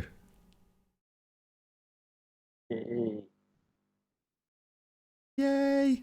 Yeah, we're done on Google Plus, so we're still live on OBS, and we can talk gossipy things instead of specifically flat Earth history things. I wonder what's happening at the conference, man. Do you think they've cranked up? Anyone's just gone live or anything? I think everybody's probably way past the legal limit to drive right about I'm now. telling you, they straight to the bar, didn't they? That's what Zulu said when he showed up. He's like, "Hey, do we have enough alcohol?" Open bar, man. To get some alcohol. It's a good job that there's I've got to say this, but it seems like there's less drinkers in Flat Earth. There's less people who get, to the point where they're alcoholics. There's obviously going to be a certain percentage anyway, but it seems like and I'm most of them. It's less than the population average. I think there's less drinkers in Flat Earth. Yes, I did notice that. It seems to be the majority are cannabis intakers. I won't say smokers. They intake it in many forms, but alcohol is a real minority in Flat Earthers. Yeah, I don't For really me, drink, but I would be if I was turn to there. alcohol every now and then. I'm a social drinker, but I might partake once, maybe twice a week, kind of to discharge from the build up all week. Everybody builds up a charge and they need to kind of relax in one way. And that sounds like heavy drinking to me. So for me, it's like once or twice a year. If I was at the conference now, I'd probably have a beer or whatever was going free. All of it, by the sounds of things. There's an open bar. Amazing. There's got to be some at least merriment. There'll be some jovial videos if they're all merry. Yeah, they are jovial already. And is cannabis legal in North Carolina, JP? What about North Carolina? Is there cannabis legal there? Nope. They've been flip-flopping with it in my neighbor state, Massachusetts. It went legal. They voted on it last December. Then they rescinded it because they couldn't figure out a way how to tax it properly or whatever. But it's basically you're going against the vote. The vote, people voted for it. It went through. And then the government says, nah, we're going to mess with it some more. And it's supposed to now just go through how many plants you can grow. And Seems to only be about 5 states right now with the actual legal term. It's Really? test runs. I'm assuming it'll go nationwide within the next 5 years. Definitely. North Carolina, though, no. So it's still underground, but most hooray, police there's in an the open United bar. States now, except for the southern states, they're pretty lenient. The southern states, they find half a joint, you're probably going to have your life ruined with Yeah, man. criminal A Cool record Hand and a Luke. stain. It's Cool Hand Luke in the south. Look what happened to Cool Hand Luke. That's what's going to happen to you. Short one. Yeah, I have friends that got caught in Georgia with just a little bit of a pipe or something, and they couldn't get a job as a police officer up north. They couldn't get a job working with a court. They couldn't get all these jobs because of that one little pipe in Georgia 10 years ago or something. It's so ridiculous. That's right. Got a barber where you come from, boy? We Like don't a take long hair. kindly to Yankees. Yeah. Yeah, very welcoming. I'm going to geek out for a second. I'm so chuffed this stream is of a high enough resolution that I can make out that it's Joe Rogan on Martin's telly in the background. Yeah, man. It is. And Eddie. And you. Eddie Bravo. Yeah. What do you think of Eddie? Do you like him? I think he's crazy good. I like Eddie I Bravo. like Eddie Bravo. He's playing He's it right. funny. Yeah, he's playing it right. He's playing it right too. He's saying the right things, and you know that he feels it more in his heart, like we do. Yeah, but he's he does. not saying that. Oh, he hasn't fucked us over once. Look, like Nope. you said, you can see the passion, and he's like, oh well, he's not gonna like, he just when they give it to him and they try and ridicule him, he just sits back and takes. He's like, yeah, well, Yeah. you just don't know, do you? Research it, like we do. We have to Yeah, do. he says he's having fun with it, which that diffuses a lot of their anger too, which is smart to say that. I'm just having fun with it, researching it. Relax. It's just Yeah, exactly. down a little. Of course, he's having a little more than fun with it, like we all are. It's changing our lives. Yeah, Yeah, he I can't fundamentally leave any of gets it it though. He's a conspiracy guy. So back to when you're talking to globeheads, they just see that there's an answer or an explanation and don't get that there's a deception. Whereas someone like that, he gets it immediately. You don't have to explain that there's a deception afoot to him. So he sees it and goes, yeah, I get it. I get that they could be lying to us about it. And you don't have to sell that bit to him. He just understands it. it's like a level of a street smarts IQ. I've said this to Charles. I'm like, there's a academics IQ and you have a street smarts IQ. And a lot of times people are only strong in one or the other. It's good to have a balance. You don't need to be that straight A, perfect tape recorder. I really like Charles. I really do. I don't know what he'd be like at putting up a shelf, though. But you're right. You've got professors that can tell you God knows what, and scholars of this and that. But to manage to survive in an everyday environment, maybe in the inner city, would be virtually impossible. They would be so fish out of water. They would be literally running, probably. Yeah. Know it. There's a. Are you familiar with Jarrah White, that young kid out of Australia, who really destroyed the Apollo landings and such? He's a great NASA debunker. What's it called? Jarrah White, JarrahWhite, Jarrah White. He's on YouTube. He's a young kid out of Australia. He's going for his astrophysics degree, unfortunately, and he doesn't like flat earthers, but he knows NASA's lying.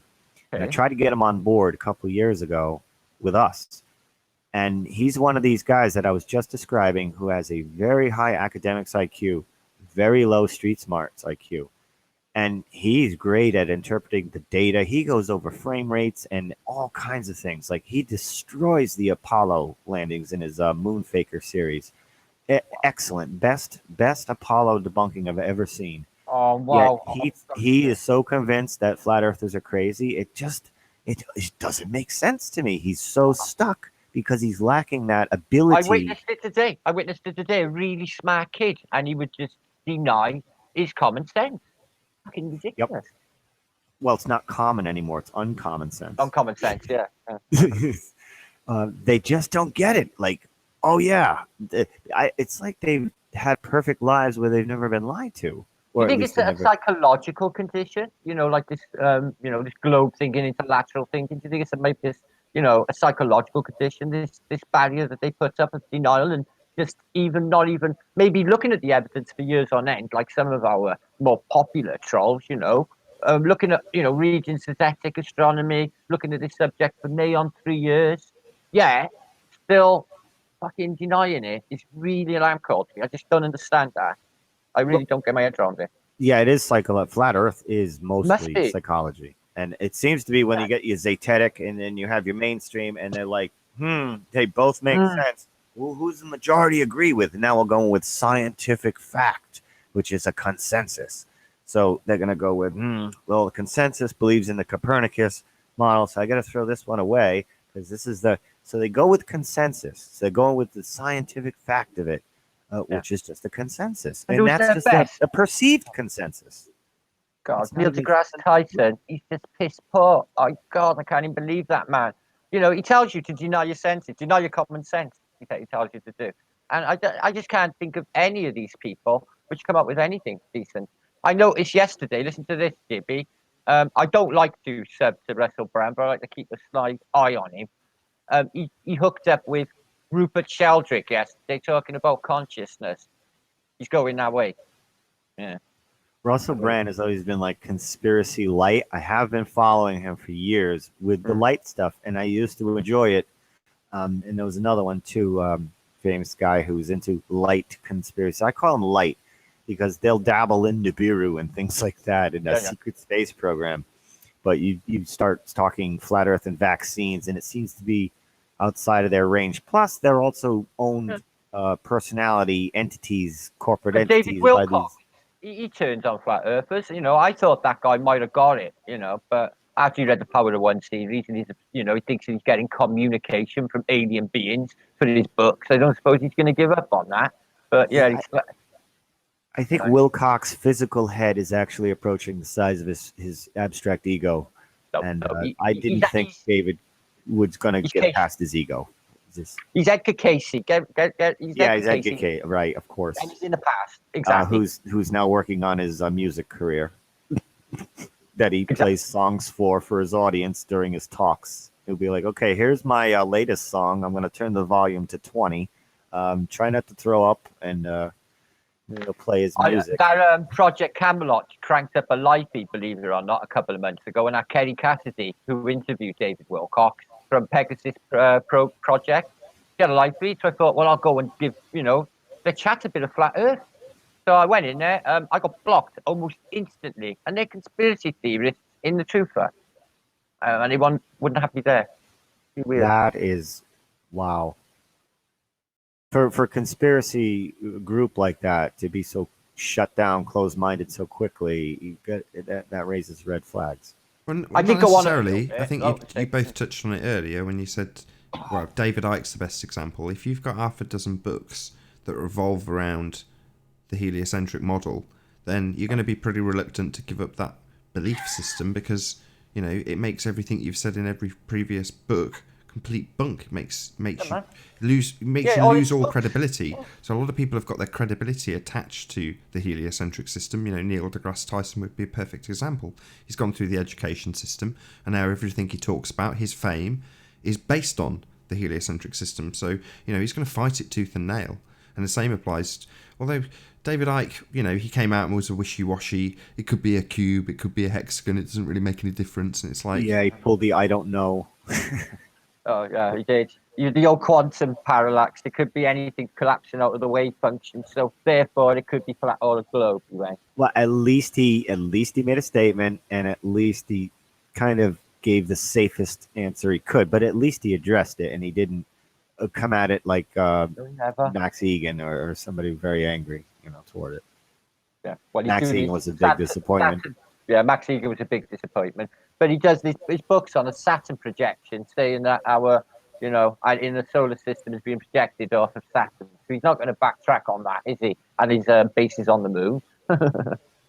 Yeah, he's got several shows dedicated to certain things. It's really going to be hard for him to, or anybody. When you turn this into a business, you're committing. And this is where you get corrupted from your organic reason to have gotten into this to begin with. And then it turns into a business. Now you become reliant upon the business and the income, And the fan base, now if you're going to do a 180, if this is your income you become reliant upon, you're not going to do that 180. But if you've been doing it organically as best you can, yes, now you can go another direction, and it won't really matter with your fan base and whatnot.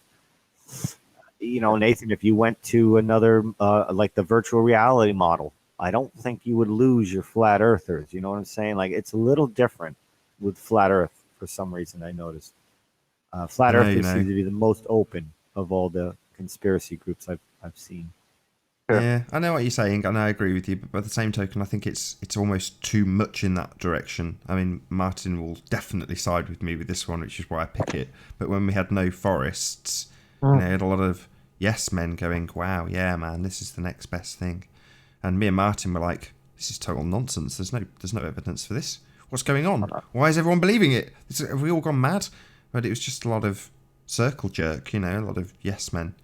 Talking of circle jerks, did you see the debate earlier? I had Del on.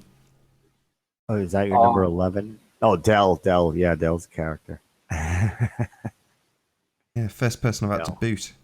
Unfortunately, being Scottish, he's obviously, you know, using quite a few blue words. And I was like, I've only got one rule, don't swear. So, What, Del was on your show, on your debate show, on your global debate show? Yeah, it did really well. I mean, everyone was talking over him and shouting him down, and you know, as much as some of the commenters in the aftermath on the stream were like, you know, Del got owned, Del got triggered, and it's like, can you blame him? He literally had, I think it was 3 or 4 at some stage, globe heads all talking over him. Yeah, I think he did really well. I mean, I had to boot him, unfortunately, because he was swearing, but still, you know, he did do very well, considering the circumstances. He came in and went up against sort of 4 or 5 globe heads. Yes, there was a couple of other flat earthers on there, but he pretty much had to do it single-handed. He had Lewis on his show earlier, Lewis Hackett, who would not accept reality. Yeah, well, with study, you can find the answers to any flat earth problem that's presented. Now, it's not to say that the answer is also as fallacious as the original problem that the flat earthers come up with a debunking for, but that's, like I say, if you look hard enough, you'll find the answers. And, you know, I speculate that we might be here just to do exactly that. As flat earthers, we're here to say, hey, have you seen this nonsense? Look how glaring this nonsense is. And then they can patch that up. You know, we're not so heard that, you know, multitudes of people are going to hear what we've had to say. They're just going to hear the patchwork quilt that's put together by NASA in the aftermath. So, I mean, that's very negative, but that's a potential. It's the, without saying it, it's the PSYOP argument. You know, I'm not saying it's the case, it's just a possibility. I know.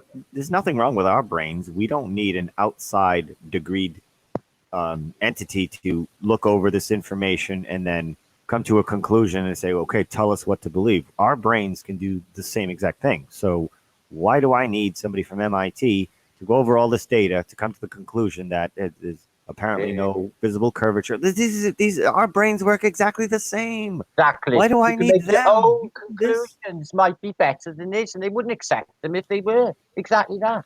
That's what they do.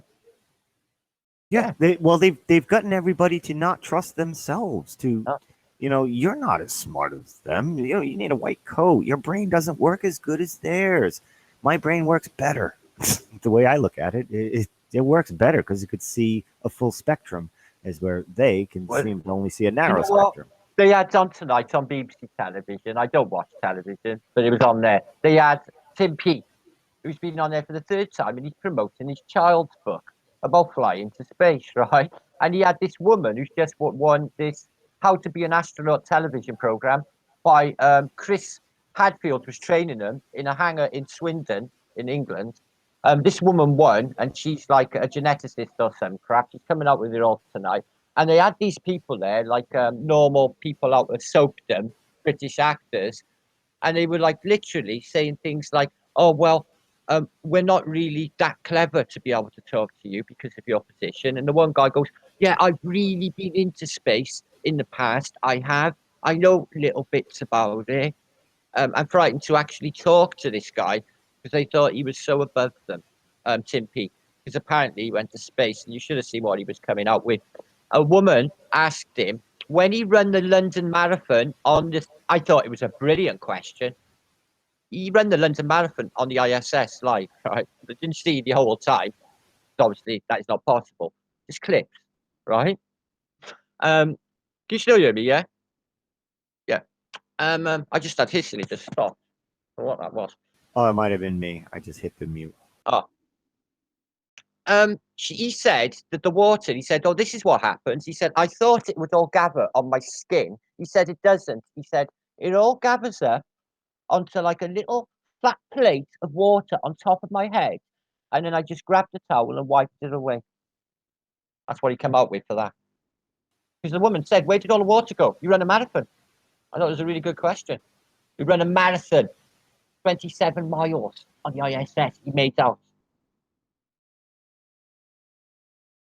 So Mm. he ran in place on the ISS for a total of what Yeah, would be on the a math? tread board with a screen showing the London Marathon, so that in unison he can start the race with them, all on television, right?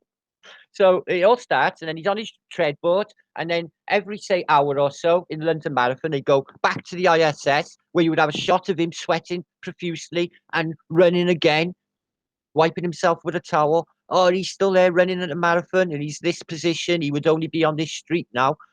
They actually followed it with him. This whole bullshit narrative while he was up there. He'd been up there about 8 months at that period as well. Can you imagine if this was real and he proposed that? Can you imagine how smelly? Yeah. They'd all have scurvy, so impetigo. He says, "I never wash, I never change. You got to dry wash." The skin. Can you imagine the crap that would be floating around? You know, there's things called poo spores. It's just floating in the air.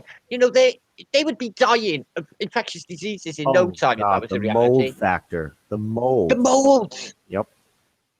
I know. Listen to this, right? Do you know that horrible smelly Ken? He was asked about space bubbles by a flat earther when he's on stage, right? Yeah, I saw that. And he said, "Oh, it's bits of paint." Me and Nathan have seen sections of the ISS. They're smooth aluminium. It ain't no paint on them. The liar. Talking of Yeah, we went to space. debunking the ISS, I know you've seen this, Martin, but maybe Jibby has or hasn't. Have you seen Dilly Gill's videos? Oh, I might not be familiar with the name, but familiar with the video on a mirror. In my humble opinion, Dilly Gill's videos are the single best debunking videos of the ISS. So he's gone through thousands and thousands of hours and basically put together the following story. They've gone up with the shuttle, and the shuttle is basically a zero-G plane, and the astronauts on the shuttle missions were given quite a good experience because they got to experience zero-G, i.e. free fall in the parabolic manoeuvres, which they pushed further and further and further to get longer and longer and longer cuts on the ISS with the bits of footage that they were using for the ISS feed. So they've got various different modules that they stick in the shuttle, which was a zero-G plane, which they just send off from a runway. You know, it's just a plane, it takes off and lands as normal. The whole show with the firework going up into the sky and crashed into the ocean still stands firm, but they do have a physical, flying vehicle that they can do these zero-G maneuvers in. And what they're doing is they're mapping out how it looks in freefall. Obviously, the narrative for the ISS is in constant freefall, falling around the Earth, just missing it continually. And what they've done with these parabolic maneuvers is been able to get things like the necklaces on people's neck in zero-G, water. You know, the reason that you see this trick constantly is because they mapped it out in the cinematography, the filming on these zero-G flights. And now, in modern day times, they don't need to go out on the zero-G planes. They just map it in now, live, literally as it's happening. They can map in the CGI, which is why you get those artifacts and things jerking, because it's, pretty new technology. But Dilly Gill is essentially pointing out that NASA are on the absolute cutting edge of cinematography. They've got the best lenses. You've got Barry Lyndon being filmed on NASA lenses, borrowed NASA lenses, and it's because they are literally on the very cutting edge of trickery. And depending on what they're doing, he points out that depending on the scenario, they'll either do it with cutaways. This is in the older footage, so some of it is actually on set, and then it'll cut away to actual free fall parabolic maneuvers in the zero-G plane, and he'll show the cuts. and he'll show how the sets are different, things like that. And then he'll show the wire work. So using established techniques that are well documented, but basically trapeze. He's showing where they're not going to the effort of actually having people do anything really, really funky with the zero-G plane. They're just literally on high wire and doing a few tricks. But it's just very, very well rehearsed, very well orchestrated fakery on a set. And no longer is there any need to go to the extent of actually sticking anybody up anywhere. They can just map it all in with CGI. But through his, I don't know, it's got to be at least 20 videos, Dilly Gill is breaking this all down, play by play, right down to the things where you're left breathless when he explains and shows how they've tricked some of the audience with things like crapovision. So you'll have this is hard to explain, so bear with me. You'll have a camera that's filming on a TV set, and it's filming two people behind a desk with a TV behind them and a live studio audience. And the live studio audience are getting to see crapovision from NASA with the ceiling cut off. Now that feed is filmed simultaneously with another camera slightly lower or slightly higher that does have the ceiling with all the wires, but that's just taken away in post and tarted up and given to the public as though it was presented in the same way as it was presented to the live audience. And he's managed to dig out, maybe 2 examples of exactly that, so you can see exactly what he's showing. And then he takes the cutout of the crapovision that the audience saw live and puts it side by side with the post-production CGI version. And often they're doing it in such low resolution that they've literally got some fuzzy piece of crap that they're having to handle, like the microphone. And then in post, it looks really, really slick. They're spinning this microphone because when he's demonstrating this, it's in an era where they couldn't, like now, do all of this CGI minute by minute, live. They're having to do it in post. So the level of trickery and deception that he's exposing in order to make people believe, well, people saw this, live. It was being shown to the TV audience live. It's like, yeah, it wasn't. It was they were showing them a slightly different angle, as demonstrated by Dilly Gill, side by side with the post-production version, all looking shiny, with the audience not seeing the ceiling that was formerly obscured on the crapovision version. It's then the most amazing trick ever, because you've got the ceiling in view and they're basically floating around with a ceiling above them. There's absolutely no chance of wire work once they've done the post-production work. So what we see is essentially just Hollywood glitz and glamour, really nicely done by the people who are ahead of the game in terms of cinematography. And I'm going to preface this will be my final thing that I've said in this long waffle. Sorry, I'm glad you both bared with me. But one thing that Dilly Gill points out continually is they never overplay their hand. They really keep it simple. Yeah, when I say they're on the cutting edge of cinematography, it means that they know how to do all the tricks and they've got all the best lenses, all the best equipment, all the best current CGI techniques. They're all being employed by NASA, but they're not doing super complicated space alien invasions. They're having zero-G meals. They're having a talk, passing a microphone. It's simple stuff, because then it's much more difficult to get caught out.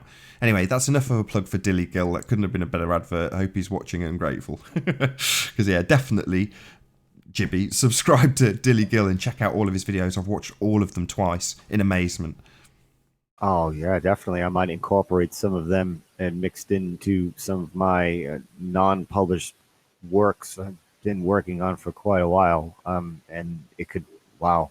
So, yeah, it's always good to come across somebody who's gone over all that footage, because there's so much to go over. And all of the flat earthers who are going over it are not communicating with one another over their findings, but will, over time, eventually, compilations will be formed, passed around, and we will compare all of our puzzle pieces and really make some bulletproof videos and points that, I mean, there are so many that still can't be debunked now.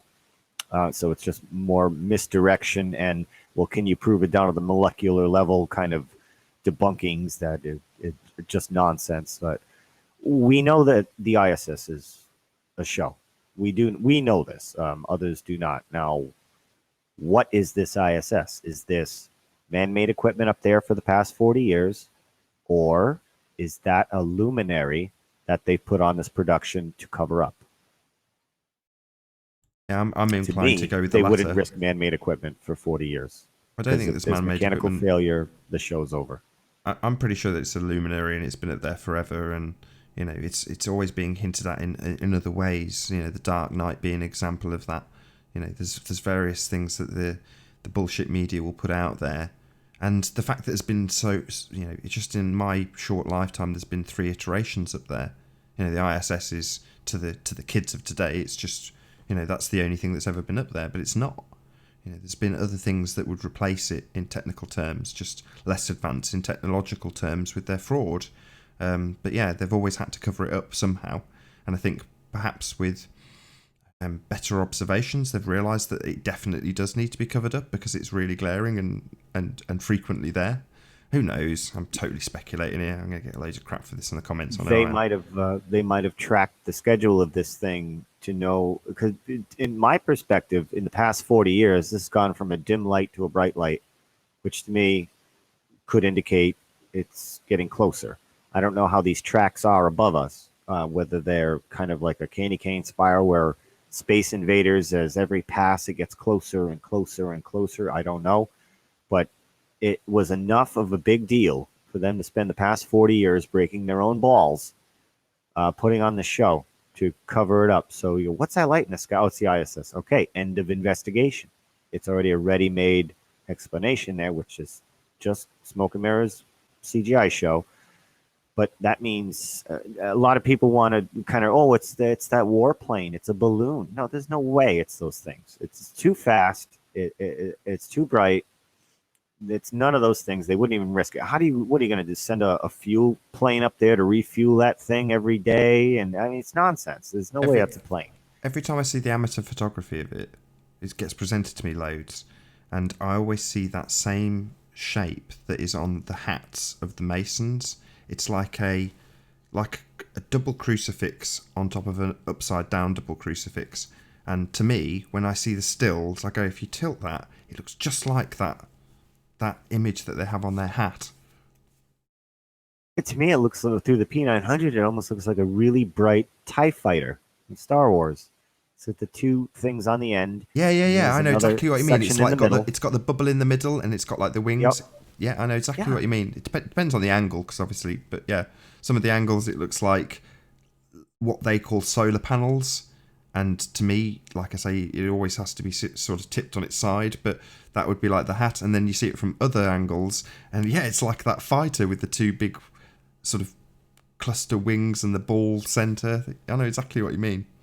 Right, and it's a matter of trial and error practice with the P900 to try to get as much contrast resolution to reduce the brightness as we can, because it's moving. You have to get it in the frame, and when you get that zoom that close, it's only in the frame for less than 20 seconds. So you have to do your adjustments and your focus and everything.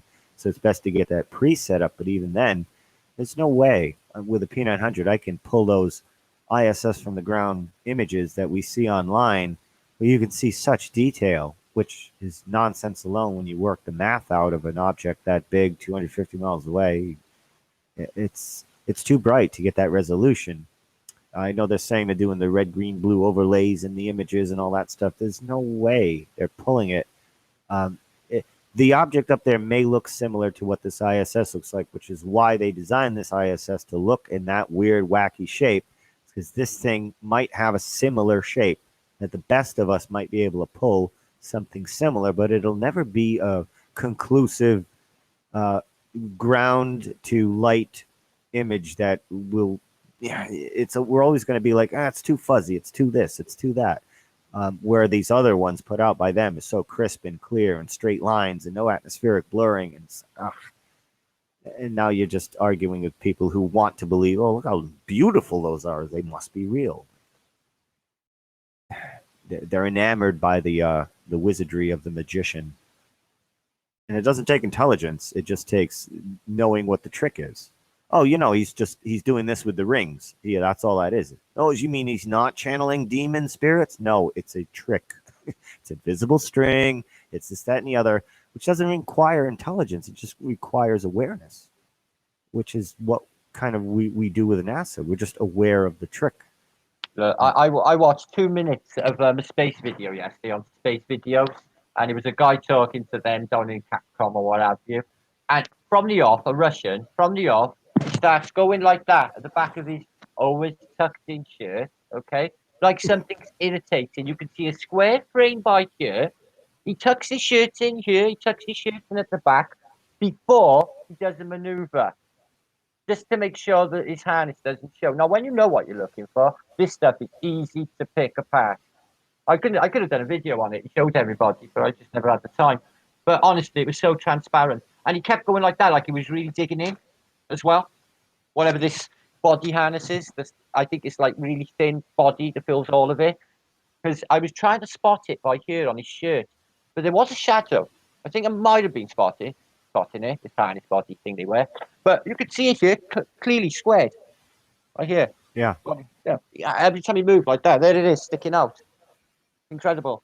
So And they can make all those colors and everything the same color as the green screen, so it all blends in, becomes invisible. And he was watching a screen on the side to know when to let go of his microphone for the augmented reality, so he didn't get it wrong or cross his fingers or miss it, which happens.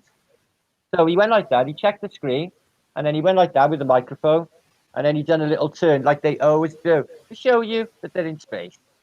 And he was always timing. He couldn't, they won't go like do spontaneity, these astronauts. You'll notice that they're building up to do, well, this is now my circus act. Now I will do a little. And when he did it, he jumped sort of up and he went to the right hand side like that. No, that's like a parabolic maneuver. That wouldn't even happen on the ISS going at 17,500 miles an hour falling away from their ball. So that's it's very doubtful we are seeing any live imagery too. It's very doubtful with that, just in case there's any errors. It wasn't live.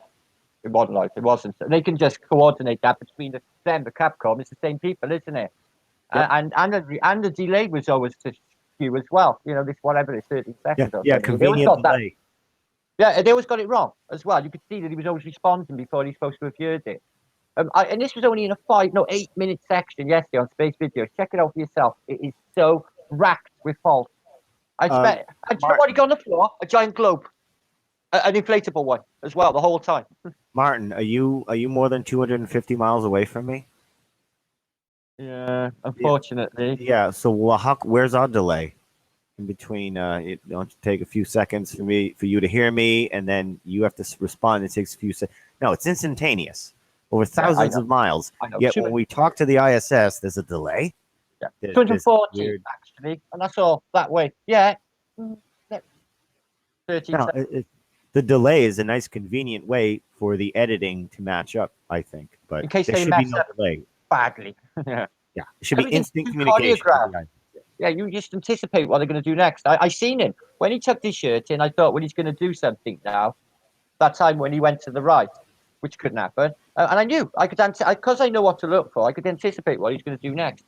Through, like Nathan said, with Gilly's videos, and now working out how it's exactly done. It's easy to see, easy when you got the eyes. Yeah, that's the problem though, isn't it? Once you've seen the magic trick and you know how the magic trick works, you can't unsee the magic trick. It's not like we're suddenly all going to be convinced of NASA's nonsense. Have you two got the chat up by any chance? Show, Have you two got the chat up? The trick, it ruins it. Yeah, I got chat up. Just going to do some shout-outs before we round out, if that's okay by you two. Sure. Awesome. And if you've got it up, Jibby, too, do some shout-outs with us. Good fun. I like shout-outs. I love them all. Well, I got to say a shout-out to Knowledge Scavenger, Paula. Oh, Paula. Yeah, love her. Frequencies Illuminated. Ohio, the brother, as well. Zoe, of course, we hear him love. Shout out to Mark Taylor. Good to have you here, my friend. He's Jimmy Cranky. Out of the Crankies is Mark Taylor, by just telling you. Yeah. John Watson, good to see you. YouTube, now HootTube, because he's been shut down. Have you heard that? No. YouTube had his channel shut down, so he's now HootTube. Is that right? A spoonerism of his own name. Yep. Clever. Maggie, thanks for being here. Shout out to Mr. Grimm, who's been very vocal in the chat. Yeah, my good friend Markovsky. Hey, brother. Zip Free, thanks for being here. Angel Raven 444. Yeah, it's a resort. Being here. She said she looks forward to the threesome video. Really? What threesome video? Yeah, what was that? It. Thanks for being here, Markovsky. Adam, There's late, Adam. late as always. Yeah. Hello, hi. Thanks for being here. Sorry. Few of them have already had Shaggy. shout-outs. Musicians for Truth. Chat. Oh, Dread's out Hooray. there. Horse wearing people I don't think- costume. Nice to see you. All being very polite to each other, I see. Good, good, good. Yeah. All good people. There's a whole bunch more, but I don't think I'm going to shout them all out. I'm not going to have time as we're going to round this shout. It's been a good couple of hours. So I'm going to say another thank you to you two. You've been a real pleasure chatting to. It's been really nice. Yes, I've enjoyed Oh, I yeah, totally always a enjoyed pleasure. it. I love getting together with Jibby anyway. He knows that, brother. He has an awesome talk. Martin's my somebody- brother. Another Yeah, mother. man. Definitely, definitely. Yeah, we We'll have take awesome care of talk. business over there. I'll take care of business over here, Martin. We'll get it done. Okay, you know it. You know it. If one Thanks, of the, Nathan. Top show, brother. Top show. if one of the debates are running, Jibby, you'll have to jump on and slap some globe It's tarts. been a while. It's been a while. I got to get my boots on, but if you're gonna keep doing them, yeah, I will jump in. Wicked. Don't hang your gloves up. No, Yeah, no, you too. no. You got to stay fresh. Yeah, man. Martin's been in there, gloved up. It's been good fun. I just lose it, so I try to keep calm with these people. Right, let's turn the camera off on here and go over to OBS and thank the audience. Bye, guys. One love, all of you. There we go, webcam. Here you are. Oh, why isn't it transitioning to my webcam? That's frustrating right at the end. Let's turn it back on Oh. here. Now that we found love. Didn't want to know on OBS. Right, I'll stick it on me on here. With that, thank you very, very much to all of the people who have joined us in the live audience. It's been a real pleasure. You've been absolutely great, chatting away happily. And yeah, if you haven't subscribed already, be sure to subscribe and hit the bell notification icon to keep up to date with Flat Earth videos from Nathan Oakley 1980. Be sure to comment and subscribe. I've been Nathan Oakley, and I'll see you all in the next video.